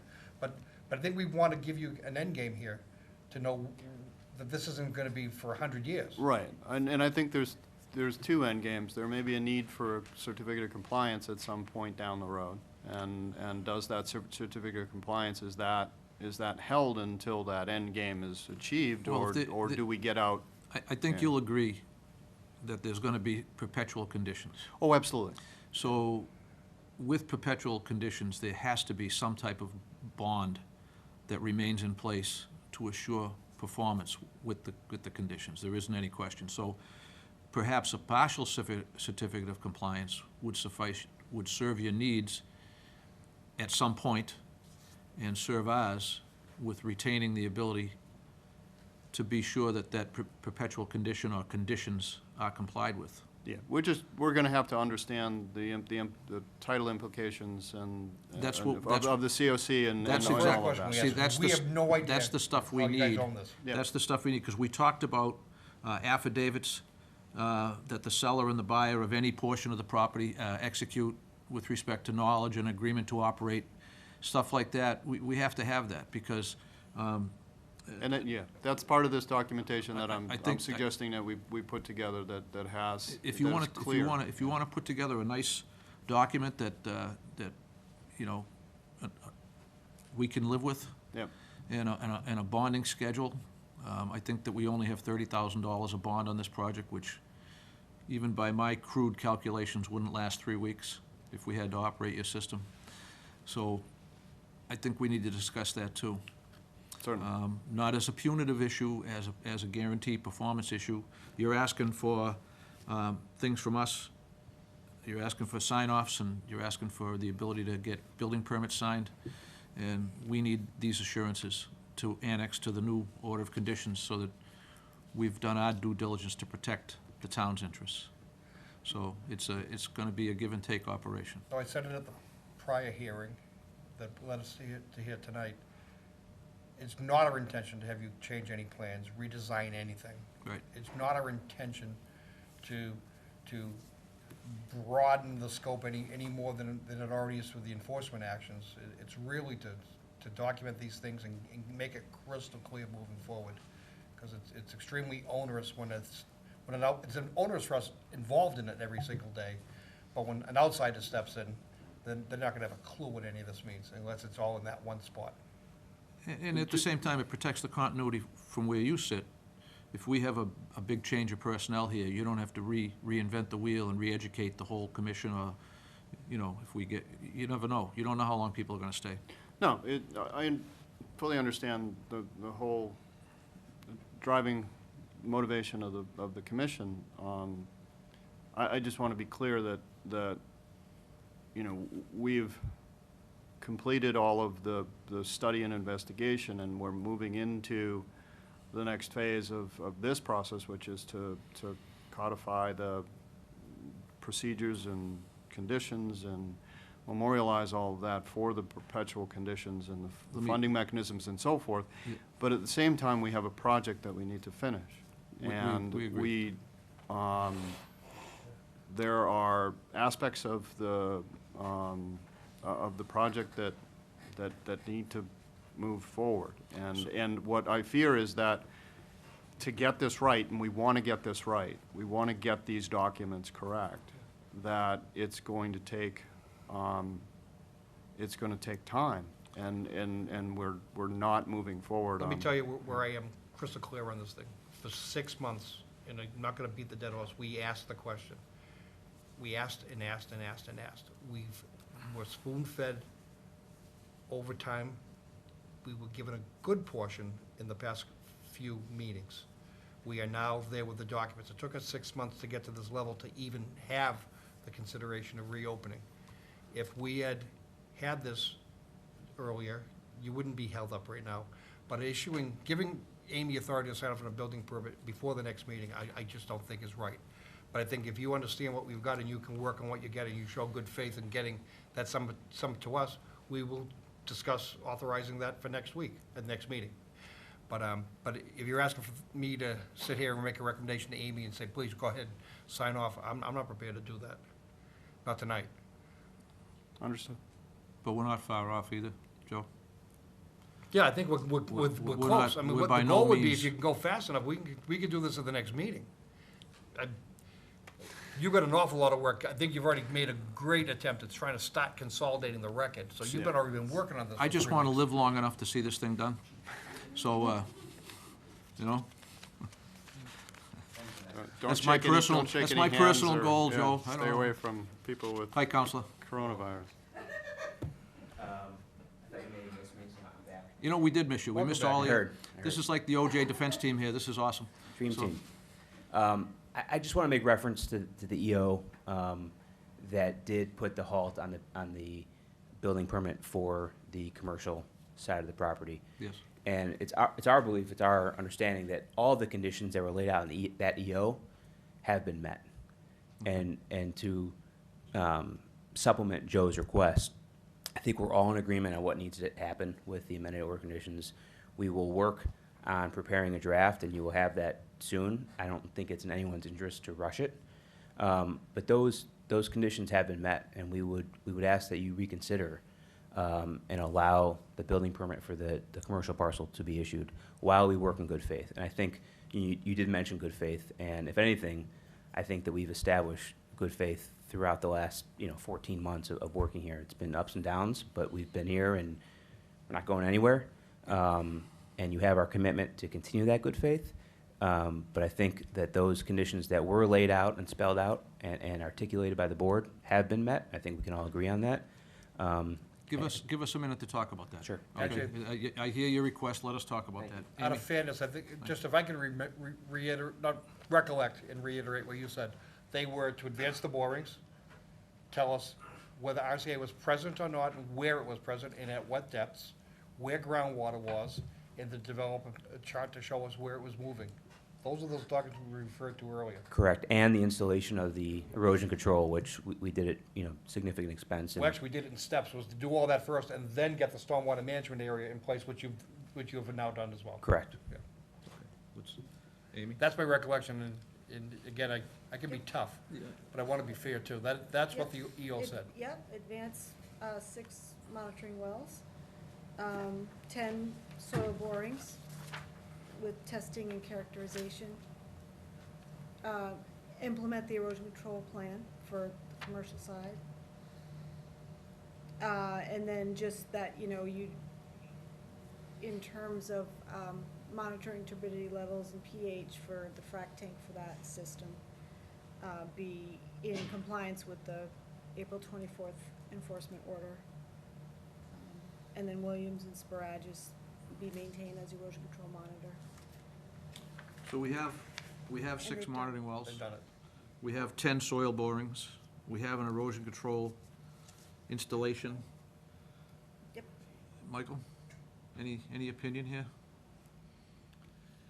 So based on the enforcement order and the level of work that's been done, and in addition to it, they've done additional work on top of that enforcement order, it seems like they would have met the requirements of the enforcement order. Okay. Deb, No questions. your 2 cents, no questions. No questions. Mayday? No. Doug, all right, now I have no questions.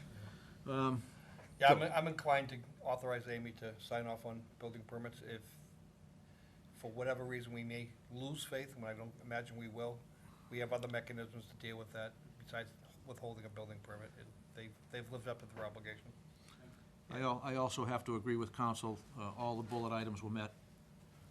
It would be disingenuous of us to not. So, does this require a motion to authorize you? I think so. Okay, so we'll try it. I mean, this is an enforcement order? Actually, Well, you can amend the enforcement order to allow for building permit sign-off. Okay. the And order then said it to can- withhold them until those things were met. Right. Since those things were met, it's implied that you can release the building Okay, permits. all right. Pretty Then difficult. forget it. I think it's there. I just love votes. So. We could vote it for No, you. here's- sure. here's the Move thing. that we authorize Amy to issue building permits for the commercial buildings as they come in. Second. All right, I have a motion and a second. I want to discuss this just a minute, okay? Okay. I just want to get it procedurally Okay. correct. I'm a kind of a nutcase on procedure. Yeah, So, we're saying that they're in compliance with that enforcement order. yes. So in furtherance of the motion, do we find the enforcement order to be in compliance and then give you the authority to issue? Yes. Is that all part of the motion? Yep. Does anybody object to that being added to the motion? If I didn't already say it, I meant it as such. Okay, so I have a motion and a second and an amendment. Any further discussion? All those in favor say aye. Aye. Opposed, and that's unanimous, you have it. All right. Going forward, I think you get kind of you have a good understanding of what we're looking for going forward. We're gonna be very fastidious about protecting ourselves and protecting the town's interests. Just because, I mean, you know, I'm not in this business, but I'm a layman, but I'm thinking, I hit the lottery tomorrow, I wanna buy Building C and rent it out. Am I responsible for the frac tank? And that's the kind of stuff that, you know what I mean, could happen, right? Yeah. So that's the protection we're looking for. I think we can craft the documentation that envisions all of those different scenarios as well as worst-case scenario, All right, that somebody's got to step in and make sure that the wetlands are being protected. all right, hold on, Joe. Are there any abutters here, neighbors that want to be heard, have questions? Come on up to the podium one at a time. Okay, while you stand at the podium there, Deb has a question, then I'm gonna go right to you. Okay, regarding the mold that was found Oh, at thanks, the Deb. last meeting, have there been any further reports?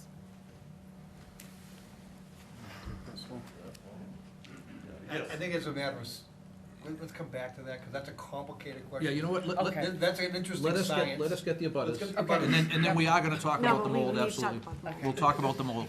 Okay, It's so a just, very complicated just answer. tell us your name and, Hi, thank you. My name is Lisa Frigetta Wagner. Hi. And, hi, I'm the abutter. who's your mom? I went to high school with the Fajettas. Oh, my dad's Arthur. Arthur, okay, I know Arthur. Yes. Okay, go ahead. So, obviously, we have a lot of concerns about what has been going on the site. And in particular, you know, the runoff of the water. We're very interested in finding out where you tested, where the water tables are, where they're going, because obviously, we're concerned that it's gonna run off onto our property. And then recently, within, I think, the last week or so, fill has been placed right along the retaining wall up against our property, and where we had heard that, you know, some of the contaminated soil had been removed and moved to the upper part of the property, and now we're seeing soil being put right along the retaining wall. We have a lot of concerns. Lisa, okay, so you had some very operative words in there. So you use the word contamination. We're concerned with the soil. It's a processed aggregate that is, if used in appropriate areas, it's perfectly legitimate use for it. But the thing that drove the greatest concern to us was the crushed concrete. Just crushed concrete. But with crushed fine enough and the fine particles, when it's near or in the water or water moves through it, it pulls out some of the chemicals and moves it through the water. That's our concern. So we're not talking like hazardous waste or oil or, you know, nothing like that. but- But But let me because of the- clarify that along that wall, we farm. This was a farm, and I also want to make it clear in case anybody else is listening. So which wall? That- Is the, over here. that the Fajetta Development Corp. has If I go nothing to past do your with house- the Over here, Fajetta Joe. family. Oh, down there. Yeah, it's over there on that side. So it's I know. Right, we are along the Northern- north northern- side. Yeah, up here. Yeah, Yeah, right, that's sure, our sure. property right Okay. there. Actually, There's that's a a great re- shot to have up there. So that's exactly what we thought, but we needed to see the evidence. So we've asked them, and they've now provided groundwater, well, they did a lot of testing, but one thing in particular this shows is they told us where the groundwater was at what elevation. Okay, And if these are your properties, what we can comfortably say to you is, all of this water is moving away from you. Not going uphill, not going under your houses, it's all going that way towards the airport. well, the grade on the property was changed, obviously, when they built, and there's a retaining wall. Up at that end? Right, the whole, Yep. well, the whole length Sure. of our property line. And now the property on their side is higher.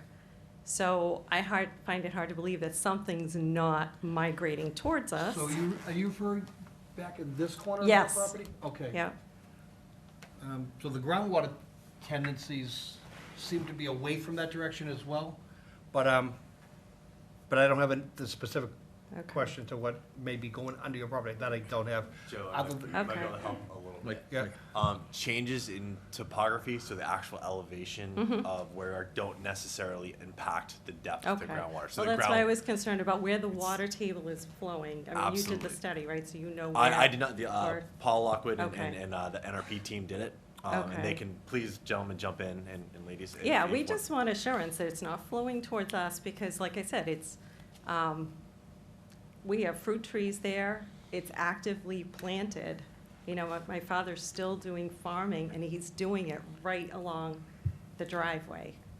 Sure, and Paul Lockwood, jump in if you feel necessary, but the way the groundwater contours, based on the information we have, it looks like you guys are what is determined as down gradient / cross gradient.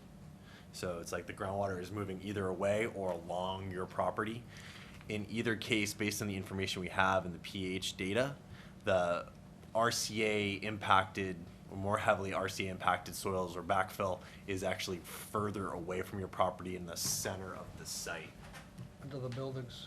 Under the buildings. Well, it's under the buildings, right. Here and here. So if you were to draw that line coming this way to where everything's going. Right, and my concern would be that middle building to the right, you know, just to make sure nothing is flowing from that, under that building, right into our property. The groundwater, predominant groundwater flow direction is westerly. Okay. So sometimes it's hard to look at that, but when you look at the groundwater flow conditions, the flow path, although we didn't show an arrow on there, if you were to do it, it would be perpendicular to the flow, to the contour. Right, I see where it goes down So into the, it's going to go in the direction of the cursor. That's the flow path that's going. okay, So, I understand your concern, it's certainly valid, but there's no evidence that we have of anything. If there was a condition of flow going onto your property, you would see maybe a seep or something that would come out on your property. But, all the flow path is going to the wetlands to the west, on the westerly edge of the property. okay. All right, and can anybody tell me what the fill is that they just put along the retaining wall? I think I can. Okay. Two things. I'm Paul McManus from Okay. Ecotech. I've been doing regular monitoring out there, and as part of the monitoring, I walk around the entire perimeter of the retaining wall, right up next to the garden. I was there most recently at 5 o'clock today, and I can tell you I've seen no evidence of any water coming out through or under the wall. That's one of the things that I'm, excuse me. Well, that it does have the drain pipes through, so stuff does. It go does have through. those little weep holes. Right. That actually the field mice are using for nesting, if you look at them. So there's a number of those. That's just standard wall construction. The fill that you see, I noticed it myself today, right on top of the wall, which is just a little strip from the top of the wall to the driveway. Is that what you're talking about? Exactly. That's topsoil that they just spread. Okay. They spread that, clearly spread it and raked it. It was freshly raked. I was reluctant to even to walk across it because it was clearly just topsoil for landscaping. Okay. That's been put out there. So that was, again, as just 4 hours ago, I made that observation. Okay, So- all right, we just, you know, No, I understand, Yeah. I understand, and that's, and it just your concern is one of the reasons why the commission is having these guys pay you to do those inspections. Okay. All right. All right, thank you. Thank you. Next batter. Hi. Hi there. My name is Barbara Sir. I live at Sutton Pond, and I'm an abutter to the new Avalon property. The 2 times that I've been to a meeting with Avalon here, you've been very firm with them about what to use for fill. Yeah. And I remember one comment that you said that you could use this certain fill, which I think is the crushed concrete, in other towns, but you do not allow it here. Right. So my question is, how did it get on this property, and how are you gonna prevent it from being used at the Avalon property? Because we are like, I don't know if you've seen it, but we're right, So, how, like, their building is very close to our property line. without getting too deep in the weeds here with this, how it got on this property was, a mistake was made by the builders. And we've been working with them ever since to correct it.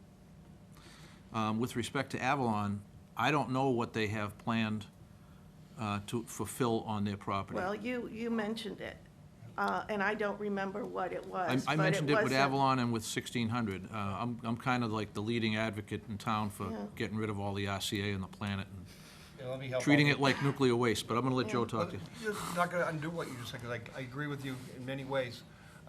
Lisa Wagner Fajetta just asked the question about the contamination, and I was very clear to talk about the use of RCA in the appropriate location in the appropriate way is not necessarily a bad thing. Because of what we've learned on this site in how it interacts with the water table and how it can move, is a learning process for everybody. I don't think anybody, I dare say nobody in this state has ever dealt with it at the level that we've dealt with it. And because of that, Al has become, Insane. that's the word I was trying to not use, but you're absolutely right. He is hell-bent to let it ever happen ever again. So, that's why a comment like that was made, because it was still fresh in our minds. These folks, knowing what we had, worked with us to get us to the point of understanding how it can be managed. Nobody wanted to manage this stuff. If they had to do it again, they wouldn't do it again, I would imagine. But, so again, I know you're here because you're interested, you're involved. That's the only assurance we can give you on Sutton. If they do something stupid, we're gonna be in a very similar circumstance as this. But coming there how and would we enforcing. know that? I mean, Well, we- until During- they build the buildings and we finally find out Someone builds about it. someone pulls a building Yeah. permit, how do you know they use the right nails? You rely on the system to Do catch you it. remember what you said you would allow? I don't remember what. Clean Well, fill. we're not gonna allow RCA. Well, I know that, but we you gave them- you mentioned what gave it them a was, and I condition, don't remember. So It- we'll be preparing that order of conditions to be voted on at the next meeting. Okay. And standard language that was born out of this process is that any fill imported will need a certificate of origin, certifying that it's clean fill and appropriate. Reuse of any, there isn't on Avalon in terms of recycled concrete that, from demolition of buildings or anything, but, so the reuse of it on site wouldn't be allowed if there was any on site to be reused, so it's gonna be, monitoring, we're gonna have an, environmental monitor required for that project, both the planning board and the conservation commission will require that, so that this person's gonna be on site daily, observing everything that's going on and reporting back, so. Okay. So there's sort of a loop of, review. Great. Yep. Thank you. Yep. All right, thanks. Anybody else? Yes, Peter? Good evening, Mr. Chairman, Commissioners, Madam Administrator. Mike Miller, the airport manager, the property to the west where all Good this evening. water flows. Good evening, sir. Good evening. Thank you. I don't want to take a lot of your time. I know it's getting late. A lot of what I have concerned over, you've already expressed, so I think it may be addressed, but I do want to go on the record. We are in a butter. We've already suffered the consequence of the sediment accumulating on airport property. Not to disparage the current monitor, but I'm reminded of Ronald Reagan's phrase, trust but verify. Yes. I would love to see a long-term in perpetuity independent monitor with testing, because everything may be working today, as I think it may have been you, Commissioner Lynch, said, you know, this property will be here forever, will be gone. Who will be here in the future to make sure that it's not migrating off-site again? And given the water flow, it's gonna come directly to the airport again, so I'd like to avoid that. We're very cognizant of that. Thank you. We'll make sure that your property is protected, we will. I appreciate that, thank you. Thank you. Okay, any other abutters? I don't see any new abutters. Anything else you want to add, or just, So I Mike, think, we gave a summary, ownership, O&M for stormwater and groundwater. mold. We gotta talk about the mold. Mold. I Deb's think there was something else. question was the mold. And was there anything else we missed on the, or we would be looking for an order of conditions to move it along quickly, hopefully the next meeting? I don't have anything currently, no, I don't think so. So, Well, I think in that document, you know, speaking about maintaining security around the sumps, make sure that no one messes around with those. Well, yeah, we consider that part You of know, any O&M plan, so if you have decommissioned, I keep calling them pump and tree, what do you have, a different vacuum? they've got the interceptor trench Vacuum with wells, what did you call them? two giant pumps. You got two big pumps in there. The well Sumps, points, right? the old well point system. Well, point. Yeah, so they need to be, though they're all there, they need to be secured and need to maintain security, and any other systems that, you know, when people are out there, living there and the operations no longer there, they still need to be secure, so make sure that your O&M addresses that. Would the stormwater management, O&M need to be revised to incorporate, review of, any calcite deposits inside the rain stores, or should that be something that stormwater compliance looks for? I don't know, just a Isn't, something else. Amy, let me ask, my understanding, and if I have it wrong, this is what I want to find out. The stormwater management system and the interceptor trench, they're connected, right? Yes, no? No. They're not connected, so the stormwater management is independent of the interceptor. So the Absolutely. interceptor's just doing exactly what it sounds like, intercepting. Toe of the wall, far enough out, deep enough to intercept. Yeah, I have a, Okay. and you've got two pumps in the interceptor. We have 2 pumps in each sump, but we have 3 sumps. We have 6 sumps. You have 3 sumps? 6 pumps, sorry. So 6 pumps total in the Three trench. Yes. The well points that were up the top, they're not active right now, are they? No, sir. Okay, they're ready if you need them, but they're not active. They are. Okay. They are still. And capacity-wise, of the 6 pumps in your trench, over the last, since you put them online, has your system been anywhere near to becoming overwhelmed with flow? No. Actually, we actually have a condition right now where it's actually running a little bit slow. So we actually had to adjust it down a little bit. Okay. But it's part of our standard O&M. So we've done that. So the capacity seems to be more than adequate. So as part of a perpetual condition on the interceptor trench, that's gonna require not just the equipment, but a human being to operate it? It does have controls in place where it won't allow any discharge to occur if it's outside the operating conditions. So we have set points for both turbidity and for pH. And those set points are set inside the regulatory compliance points. So they're basically, we have a narrow bandwidth that we're operating it. Okay. And if for some reason we don't, this doesn't happen, but if for some reason it does happen, it will shut down. We've obviously tested it.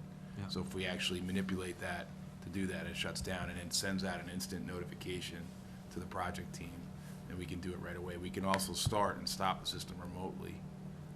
Shuts which- down the pumping, but continues the monitoring, so should it come up again, it turns itself back on. It does, yeah. So we have those conditions in place.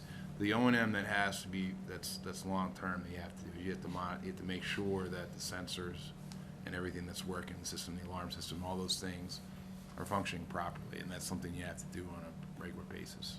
So that's gotta be incorporated into the into the perpetual condition that we draft.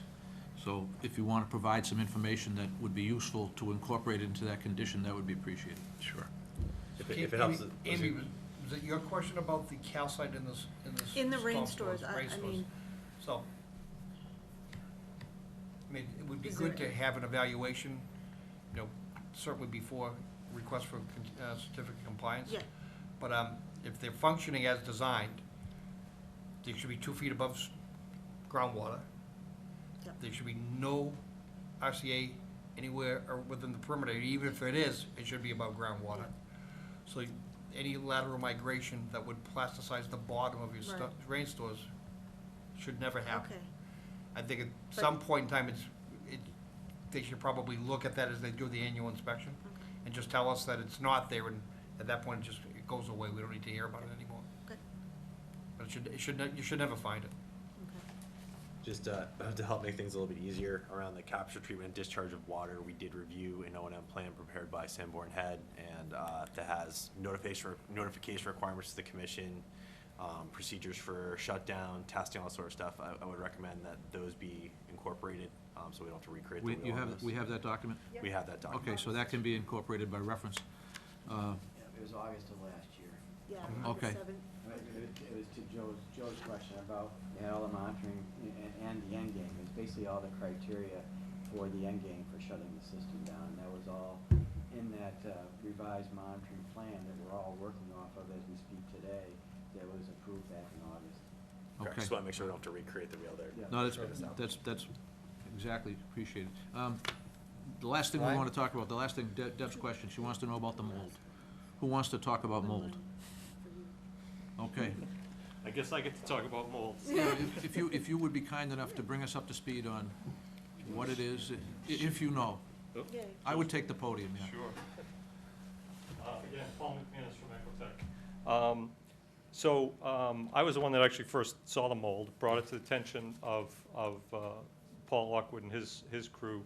They immediately went out and sampled it, sent a sample to the lab, came back just as, the lab said this is mold, but needs, more particular analysis. So once we knew really what we were looking at and for, they then collected an additional sample, sent that to the lab, which we've just gotten back. It's got, and it indicates 8 or 9 species, I forget, but 8 or 9 species, about 2/3 of the colonies that they find. Because if you think the way they test for mold is on agar plates, if you remember back from biology class, they do dilutions and then the agar plates, and they count colonies and then identify to species, in some cases just a genus, what they found. So I think, and I'm not a mold expert, I'm an ecologist, but not a mold ecologist. But I do know that mold has, mold is ubiquitous in the soil. It actually plays a vital role in the soil in terms of breaking down organic matter and making that organic matter biologically available. So the fact that there's mold there is not at all a surprise. My speculation is that what we have here is a situation where we're in the winter. Basically, there's minimal biological activity, except in this particular location where it's now essentially constantly wet and also constantly warm when the surrounding environment is not. So, we've changed the microhabitat really right there at that discharge, because if you recall, the place where the mold is located is in the saturated area where Paul's treatment system is discharging. So we're looking in, we're in communication with people who know more about molds than I do. I can say that we've seen no evidence of an actual biological impact. When I was out there today, I was looking at it closely and walking down, down gradient from there. And I think there's actually a little bit less than there was a couple weeks ago when I was last there. It certainly is not more to any significant degree, and I think probably a little bit less. My expectation, frankly, is that when things warm up and there's more just general biological activity, I would not be surprised if this just abates. Again, that's some speculation on my part, but we're getting some more information on just what this means. But the research that I've done, I've been trying to educate myself on this, suggests that these are probably just species of mold that were in the soil there. We created conditions that were very favorable, kind of anomalous conditions for the winter. And so, you know, we have a proliferation of this organism. It's not. Is it the gel? Is it the slime? Or is that just the media that it's growing in? Or No, it's the whole thing? have you seen it yourself? I've seen photographs of it. Okay, well, what you have to look, to look at it, to bend down, I mean, when you walk up and see it, you look and you know, from a distance, my first thought, my heart kind of stopped. My first thought was that it might be calcite. And so, as you can imagine, my heart stopped, and I went down and realized that that's not what it was. But it's very thin, you know, and I describe it as, you know, less than a millimeter thick. You know, just really like, you know, a piece of paper, you know, thin. And it feels like a little slimy kind of layer on the soil surface, on the leaf litter. But it's just, that's just cell material. It's just, you know, it's a fungus. Mold is a type of fungus. It's a distant cousin to a mushroom. You know, and also a distant cousin to the molds that you know, you might get in your shed, you know, that is damp and doesn't get air circulation. There are thousands of species of mold. The vast majority of them, as I said, are innocuous. You know, they're vital in the soil. But that's what it feels like. It's, you know, slimy, but that's the actual organism, you know, a real thin mat of it. And that's what I couldn't tell from a photograph by any stretch, was whether the mold was the organism within that media, the gel-like media, or is it the whole thing is the organism? You're No, saying that it's is, the whole thing. that It's the is, whole I thing. mean, think of, you know, again, think of a mushroom as, you know, is very soft, but on a tiny scale, you know, of a little field of mushroom. And is it only in that one location? I've only seen it in that one location. I've been out regular monitoring. I do see water. There is a groundwater seep, you know, a natural groundwater seep, I'm sure, because there's skunk cabbage growing in there that tells me that it's been there for a long time. Over on, as you're looking at the photo there on the left, at my sampling location 2, and there's no mold there. It's only in the flow path of the treatment discharge, which again is unusually warm and you know, Continuously warm. saturated where it didn't used to be saturated. So it's a crime of opportunity.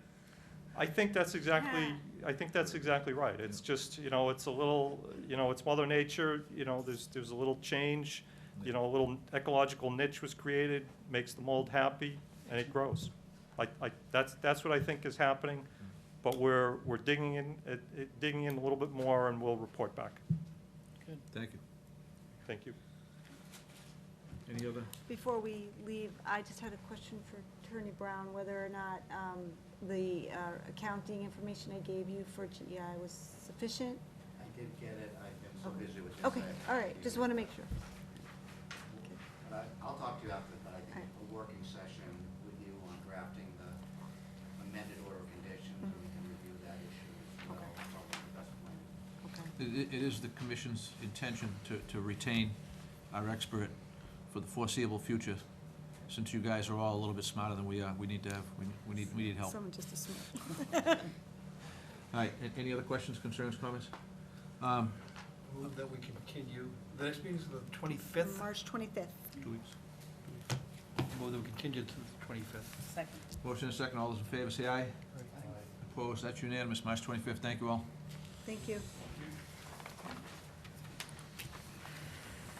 All right, so signature pages, don't go away. Hi. That's gonna be of intent tomorrow to swing back. Yeah.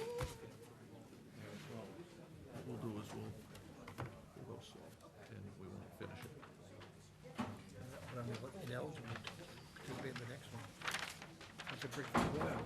No, you can refresh your memory by watching the. We went down that route. That's why she's keeping attendance now. I think once Hey, they break send up them the out. duty, I'm out. No, I don't think so. I think that's, I think That's you're, what I figured. She'll probably bring it.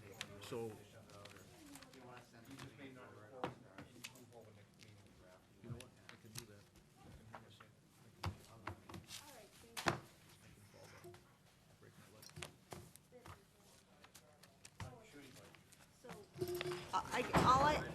Thank you. So all I have left for you guys is signature pages. So I don't know if you wanna adjourn and sign, or what? It's up to you.